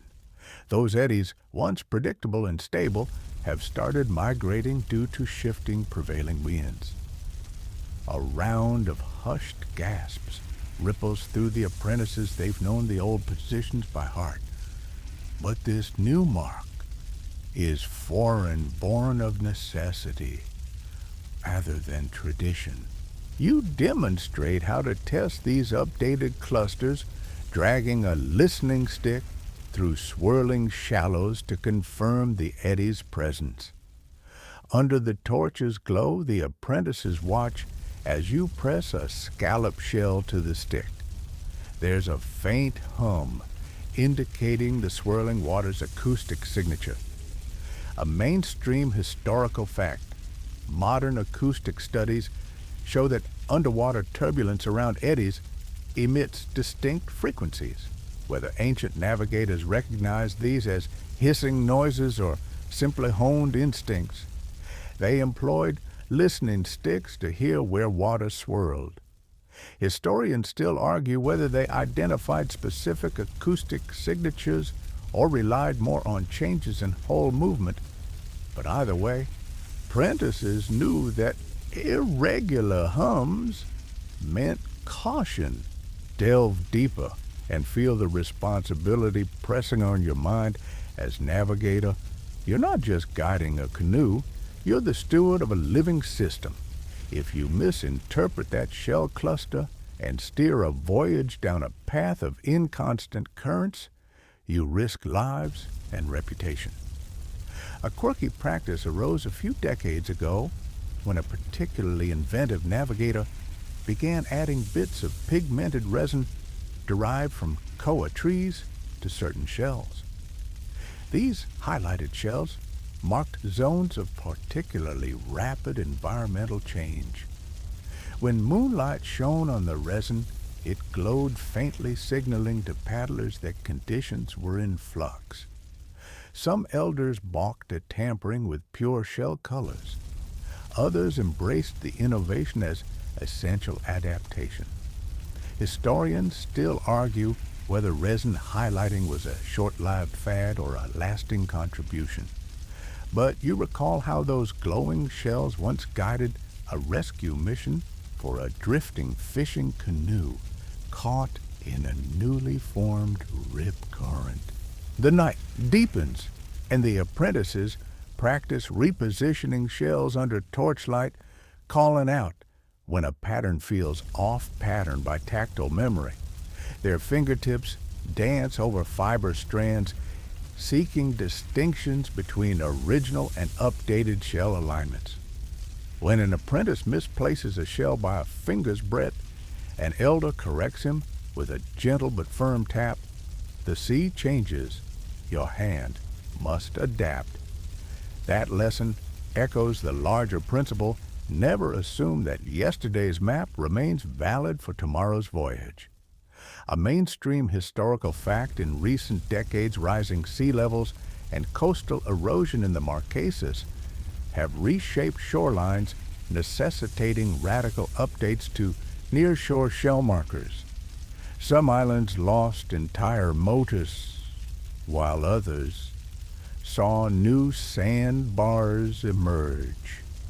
If navigators failed to update maps accordingly, their voyages risked veering into newly formed hazards. Feel the weight of your cane as you stand and gaze out to sea, sensing the rhythmic pulse of updated swell patterns. Imagining how your ancestors once did the same, eyes scanning horizons, fingers tingling with possibilities. The ocean's changes demand humility and vigilance.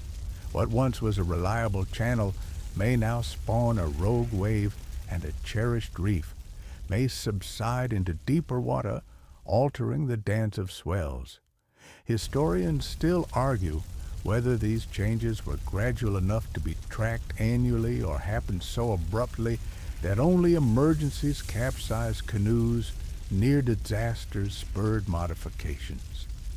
But you know that every shift, no matter how slight, rippled through village lifeways, fishing patterns, sacred rituals, even the timing of planting breadfruit groves, which depended on tidal knowledge. As you extinguish your torch and the apprentices drift home, you linger on the shore, listening to the swells that caress the rocks. The updated shell map lies rolled in your pack, its fibers and shells reflecting both tradition and transformation. You catch a final glimmer of rainbows dancing on the last glow of sunlight across restless water. The message is clear: adaptation isn't betrayal, it's continuity. By weaving new shells into the tapestry, you honor your ancestors while safeguarding your community's future. You might chuckle at sailors who pore over satellite data thinking they've conquered the seas, but you felt the oceans murmur beneath your fingertips, noticed the subtle tilt of shells that signals a shift in trade winds you won't see on any screen. In the interplay of shell fiber and human intuition, you find resilience. No matter how much the seas change, be it from climate swings, seismic upheavals, or human impact, shell maps will evolve not with reluctance but with reverence. And as you turn inland toward village lights, you carry the promise to adapt, innovate, and pass along this living legacy to the next generation of navigators. You step into the village longhouse at dusk, lantern light flickering against carved wooden pillars, and you can almost taste the bittersweet tang of change that swept across the Marquesas after European contact. Once, shell maps were sacred lifelines, tangible threads weaving together navigation ritual and communal identity. But as Western ships anchored in harbors and missionaries unfurled banners of a foreign god, shell maps began to fade from everyday practice. You might think that a centuries-old system would endure unaffected, but cultural tides are as powerful as oceanic ones. Historians still argue whether the decline of shell map use stemmed primarily from direct missionary suppression or from navigators gradually adopting Western charts as status symbols. But the truth is that both forces conspired to relegate shell maps to dusty shelving rather than steady hands. Imagine the scene in the late 19th century: a coral stone altar repurposed as a chapel for European worshippers, its once polished surface now pockmarked with sooted candle drips. A priest stands near a table littered with mangled bark cloth and rotting fiber mats, former shell maps confiscated for idolatrous content. A mainstream historical fact during the 1880s, French colonial authorities banned many indigenous cultural practices in the Marquesas in an effort to civilize the islands, including the public use of non-Christian ritual items. Shell maps, entwined with ancestral chants and spiritual significance, were prime targets. You might smirk at how colonial officers saw these maps as primitive superstitions, yet those same officers relied on celestial navigation and Western sextants tools they considered scientific and advanced. Feel the dust in your lungs as you walk past a row of aging navigators hunched over tattered European charts, their fingertips tracing printed latitude lines instead of cowrie arcs.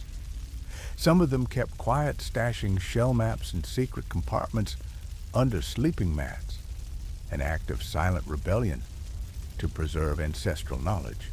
A quirky tidbit, an elder named Takey, known for his stubborn wit, supposedly buried his most prized shell map in a coconut grove, marking its location with a carved tiki spirit so that only his blood kin could retrieve it later. Whether that map remains hidden beneath tangling vines or was unearthed during a 20th century revival is debated. Some claim its existence is as mythical as the ocean's hidden trenches. Historians still argue whether Takey's map ever existed, or if the story was a clever ruse to deter curious colonial inspectors. You pull your canoe up beside a rusted hull on a modern dock, recalling how Western tools, compasses, charts, and eventually outboard motors offered undeniable convenience. When a map maker first traded a shell map for a brass compass in 1893, he likely believed he was stepping into the future. He probably didn't foresee that within generations, few would remember the feel of shells beneath their palms. A mainstream historical fact, by the early 20th century, most Pacific Island navigators were trained in European-style navigation schools, where lantern-lit rooms featured globes, nautical almanacs, and slate boards instead of woven mats and whispered chants. For many apprentices, learning to read a printed map in French or English replaced the tactile oral methods of their ancestors. Lean against a rusted mooring post and feel the salt on your lips as a small group of elders gather in a dim corner of a storeroom. One elder holds a single shell map, fragment, its shells cracked, fibers fraying. They pass it around in reverent silence, each recalling a different nuance. How to angle a cluster of trochus shells to skirt a shifting sandbar, or the hush of ceremonial chants that accompanied map updates. They remember a time when apprentices mastered star compasses and studied wave patterns through spoken mnemonics. But now, those teachings live only in memory. A quirky fringe belief persists that some elders near death whispered secret chants to infuse shell maps with protective power so that if a map ever resurfaced, its ancestral energy would rekindle island navigation.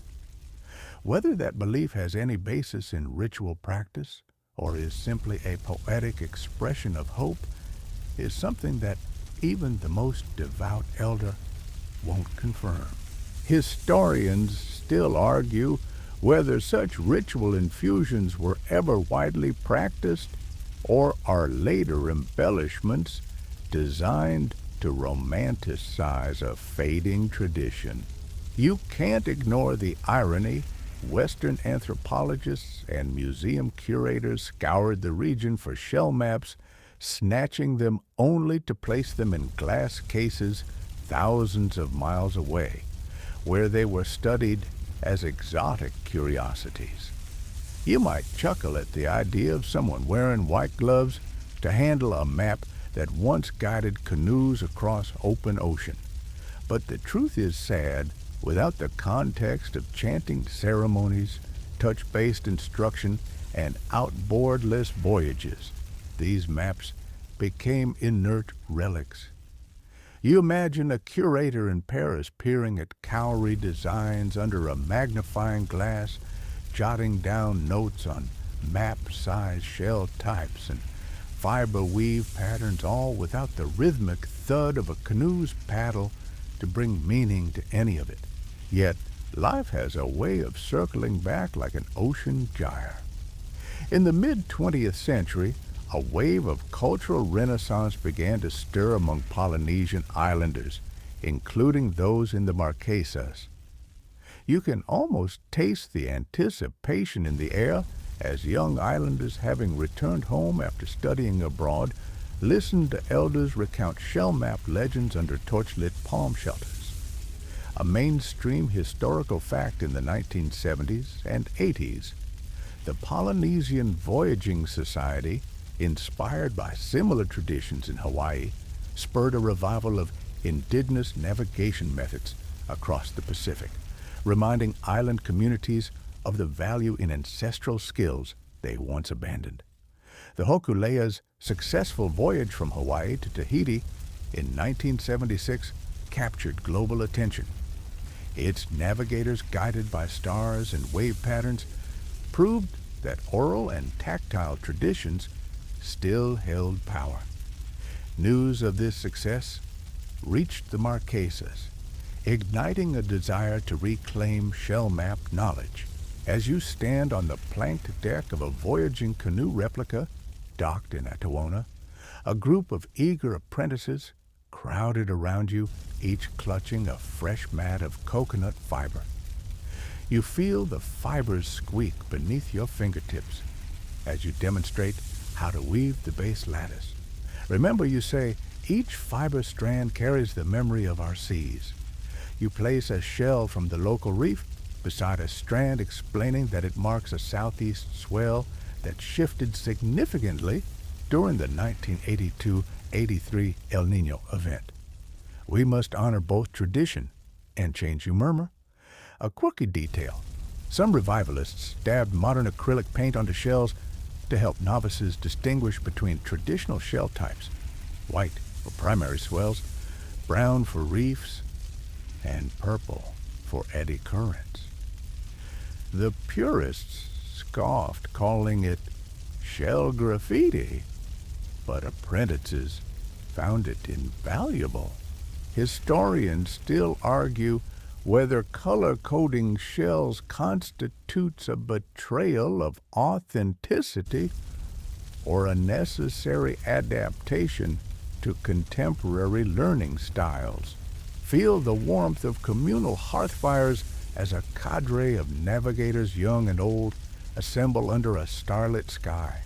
They chant ancestral verses that once accompanied the placing of each shell, phrases like E mo tonu I te ia o te moana. Hold fast to the ocean's creature while aligning shells to represent a newly formed reef predicted by older navigators. You remember how one elder blind from cataracts used a synthesized chant to guide apprentices' fingers to the correct shell placements, ensuring the map remained precise. A mainstream historical fact. Anthropologists in the 1990s documented a resurgence of such chant-based teaching methods in some Marquesan villages, noting that apprentices who learned through both tactile mapping and chant exhibited superior navigational recall. The debate among scholars revolves around whether such dual method instruction can ever replicate the immersive ancestral environment in which original shell maps thrived, or if it's simply the next best thing for a diaspora disconnected from open ocean experience. Historians still argue whether the modern revival can truly capture the depth of original practice, or if any contemporary version will always be diluted by time. You watch as the apprentices trace shells and murmur chants, imagining how these same techniques once guided explorers across storm-churned waters. A light breeze rustles palm fronds overhead, and you recall how elders once insisted that the wind carried the spirits of ancestors who approved or disapproved of each shell's placement. Now apprentices hold shells dyed with eco-friendly inks, mimicking the luminous properties of sacred mollusk species that became scarce due to overharvesting in the 20th century. You might chuckle at how they debate whether a dyed shell counts as legitimate, but you know that scarcity demands innovation. A quirky anecdote: one apprentice, frustrated by overzealous dye, claimed he felt a cold gust every time he touched a particularly lurid purple shell, prompting him to abandon that dye flavor in favor of softer hues. Elders laughed, suggesting the cold gust was just a passing breeze, until 3 apprentices reported similar chills at the same purple cluster, adding to the lore of dyed shell omens. Historians still argue whether such phantom chills reveal a psychosomatic response or hint at a genuine ancestral presence. But whether fact or fancy, these stories nurture a sense of wonder around modern revival. You step away from the map-making hut and gaze out at a crescent lagoon where the reflection of tomorrow's waves dances on shimmering water. Canoes, outfitted with both traditional outriggers and small gasoline dinghies, bob at anchor, a testament to a world where old and new coexist in harmony rather than conflict. You slide your fingers around a white cowrie that marks a once-forgotten swell pattern, feeling the lingering resonance of centuries of knowledge. And you smile, because the decline of shell maps wasn't absolute. It was a bend in the current, not a terminus. As apprentices practice under the watchful gaze of elder custodians, you sense the legacy reborn shell maps stepped from museum placards back into the palms that needed them most. So, as dusk turns to night and the lagoon surface ripples like molten silver, you acknowledge that shell maps underwent decline, but also renaissance. They went from sacred objects to relics locked away, only to be lovingly restored by a new generation determined to feel the ocean under their fingertips once again. You might laugh at the absurdity of historians quarreling over nuance, but beneath that laughter lies gratitude. Shell maps live on, telling not only of past voyages, but pointing toward futures shaped by adaptive resilience.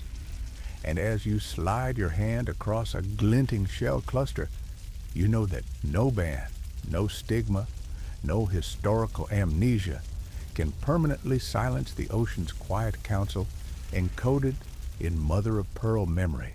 You're standing at the bow of a modern research vessel, its hull slicing through glassy water as sunbeams glitter off the surface like molten diamonds. Beneath you, the ocean hums with currents you once felt through coconut fiber strands and shimmering shells. Now you consult digital charts on a touchscreen, yet something deeper stirs within your memory. The tactile wisdom encoded in shell maps endures whispering to you through every wave. In many ways, this new age of technology and satellite-derived data represents not a departure from ancestral techniques, but a continuation, an evolution of human ingenuity in taming and understanding the sea. Historians still argue whether modern navigators directly draw upon shell map principles, or if the legacy operates more subtly filtered through cultural resurgence, but either way, the influence is undeniable. Feel the vibration of the vessel's engine beneath your feet, a far cry from the rhythmic slap of paddles. Yet the underlying impulse remains the same, to chart a course across boundless water using all available tools. A mainstream historical fact, as early as the late 20th century, oceanographers studying wave refraction realized that Polynesian navigational knowledge anticipated many principles now encoded in computer models. Swells bending around seamounts, eddies forming off reef edges and thermal fronts, influencing current flow. Those modern wave models, built on decades of satellite and buoy data, trace their conceptual lineage back to how navigators once observed swell intersections on shell maps, recognizing the value of representing three-dimensional ocean dynamics on a two-dimensional plane. Close your eyes for a moment and sense the echo of shells beneath your fingertips. You remember how as a child you placed a white cowrie where the south equatorial current met a reef edge, feeling a subtle ridge under your finger. Now you watch as a computer visualization shows exactly how that current curves around the same reef, lit in swirls of teal and sapphire on a screen. The comparison is uncanny. A cluster of digital pixels echoes the pattern you once traced by hand.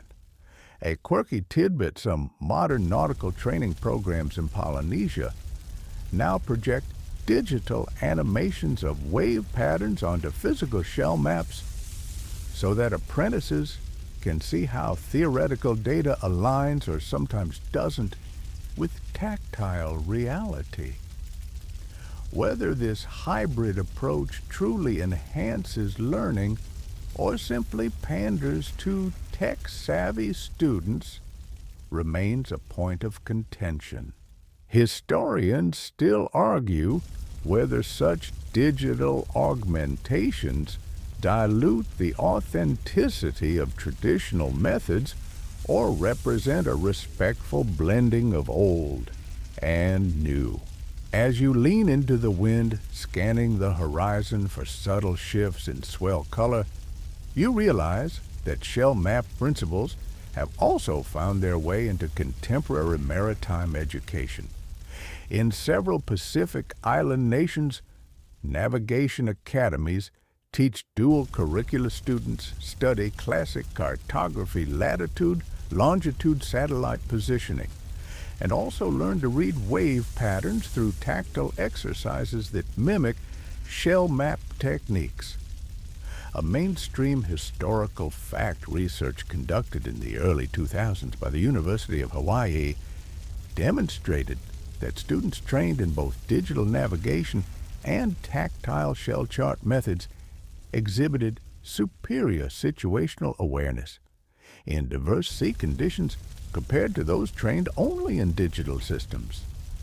This interdisciplinary approach underscores how ancient techniques can magnify modern skill sets, creating navigators attuned to both macro-scale satellite data and micro-scale sensory cues.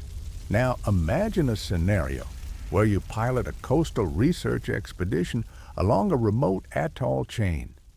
GPS signals flicker in and out under dense cloud cover, and the onboard chart plotter loses accuracy. You seize a small laminated reproduction of a shell map, tracing a line of shells that signify an eddy swirling around submerged reef. You deploy a handheld acoustic sensor, a modern listening stick, into the water, and its readings confirm what your fingertips anticipated. Using that combined data, you adjust course, avoiding a hidden shoal that digital charts haven't yet updated. The integration of tactile heritage and cutting-edge technology saves your research vessel from potential disaster. Historians still argue whether the revival of shell map tactile training in professional mariner certifications was driven by empirical evidence or by cultural pride, but real-world rescues like this underscore the practicality. You might chuckle at romantics who believe that shell maps alone suffice in a world awash with satellites. But the truth is that technology sometimes fails. Satellites blink out, batteries die, buoys drift, or new hazards emerge faster than data can be updated. In such moments, tactile and observational skills reassert their value.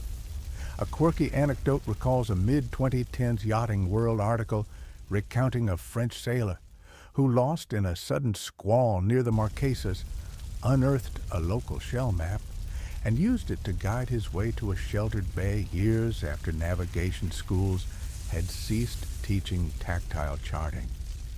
Historians still debate the veracity of that story, but it resonates as an emblem of how ancestral knowledge can resurface when modern instruments falter. Broader cultural initiatives have also embraced shell map principles. UNESCO heritage projects in the Pacific now include workshops where elders demonstrate weaving shells into charts while sharing stories of mythical guardians and wave guardians. In these gatherings, you watch young navigators sketch wave refraction diagrams beside shell clusters, annotating modern depth-sounding data alongside symbolic shells. A mainstream historical fact, in 2016, the Polynesian Voyaging Society commenced a program to document oral navigational practices, including shell map nostalgia, under the UNESCO Intangible Cultural Heritage Framework. This move sparked renewed global interest and academic funding aimed at preserving both material artifacts and living memory. Historians still argue whether codifying these practices under UNESCO inadvertently cements them into static categories, or if it genuinely fosters living, evolving traditions. But the increased visibility has undeniably galvanized local communities. Feel the pulse of collective pride during annual navigation festivals where double-hulled canoes rigged with both sails and small outboard motors gather in lagoon harbors. Under that festival's torchlit sky, you witness apprentices perform chant-based orientation exercises, their hand gliding over replica shell maps, while equatorial constellations wheel overhead. You've seen these festivals broadcast on international media, drawing crowds eager to witness ancient skills in action. A quirky detail: one festival implemented a contest where teams navigate a blindfolded course at night, using only listening sticks and shell maps in homage to older practices, while a parallel race uses GPS waypoints. The two heats often finish within minutes of each other, underscoring how ancestral and modern methods can complement rather than compete. Historians still argue whether such contests truly reflect practical navigation or simply serve as ceremonial displays, but they undeniably reinforce cultural continuity. In scientific research, marine ecologists now employ shell map-inspired mapping techniques to track coral reef health. Instead of shells, they use colored markers on flexible spacers laid across underwater transects representing temperature gradients and current vectors. Divers swim along these transects, adjusting markers based on real-time observations, echoing how navigators once updated shell placements post-voyage. A mainstream historical fact, a 2018 study published in Marine Biology, highlighted that this tactile reef cartography model, inspired by Polynesian shell maps, provided more intuitive hands-on data for community reef monitors than conventional digital logs. Historians still argue whether these scientific adaptations honor the spirit of shell maps or risk appropriating indigenous knowledge. But the approach undeniably channels ancestral pedagogies into modern ecological stewardship. Now let's talk about how shell maps have entered popular culture. Documentaries, novels, and even video games now feature characters navigating by shell maps, introducing global audiences to these techniques. In one animated series, a hero glides across a pixelated ocean, each shell cluster clicking with satisfying texture as the character deciphers hidden reefs.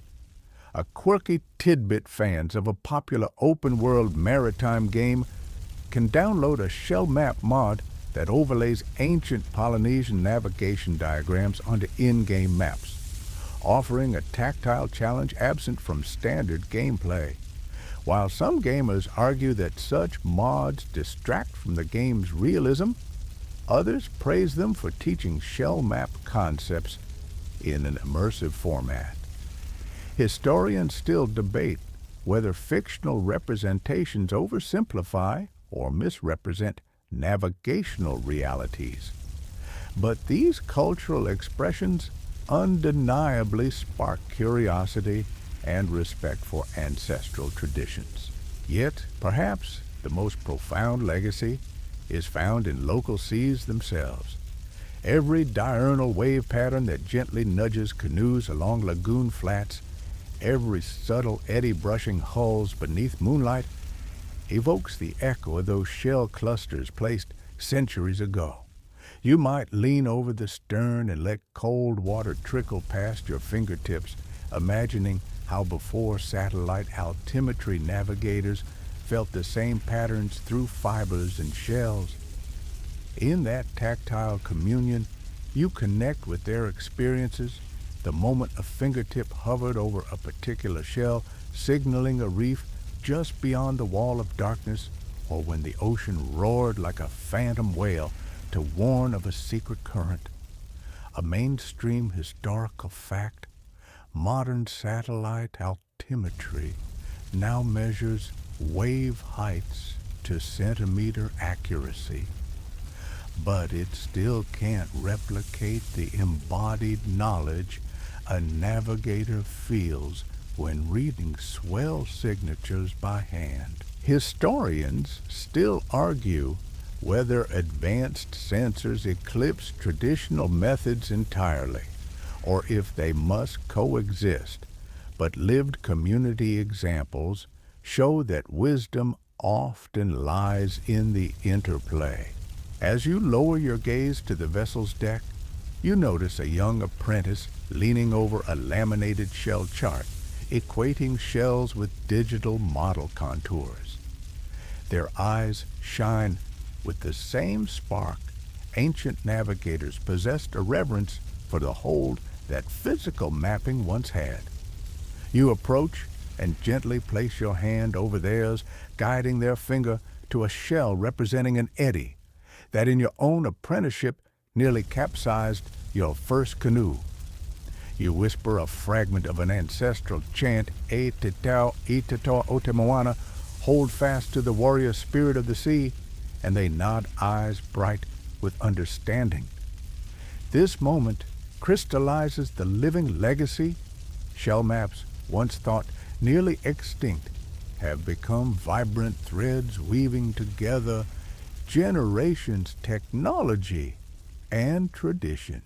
And now, as the vessel slips into a starlit passage, you feel that shell map heartbeat resonate in every damp gust of wind, every glowing phosphorescent trail, and every digital pixel of satellite data.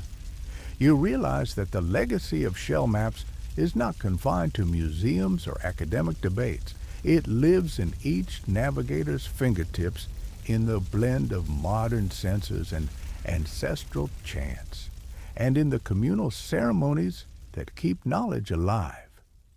You might lean back and smile, knowing that your world, where ancient shells and modern technology coexist, embodies a continuum of human curiosity, resilience, and reverence for the deep blue unknown.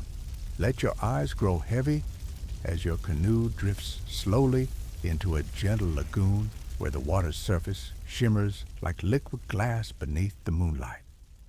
In this hushed moment, feel the salt-laced breeze brush against your skin and carry with it the echoes of countless voyages. No longer must you navigate by lantern light or trace patterns on coconut fiber mats, yet that ancestral knowledge rests quietly within you, a soft compass guiding your heart. Allow tension in your shoulders to melt away as the rhythmic lap of waves whispers a lullaby far older than any spoken word. Remember that every shell once chosen spoke to you of hidden reefs and guiding eddies, and though modern charts may now bear their stories, the ocean still sings its ancient song. Breathe deeply, inhaling the scent of tropical blooms drifting from the shore, and exhale all lingering worries about missed currents, shifting winds, or maps faded with time. In the stillness of this lagoon, you are cradled by a timeless presence, one that honors both your technological prowess and your inherited intuition. Sense how each gentle wave carries you forward, each ripple another heartbeat in the shared pulse of those who navigated by touch and tradition.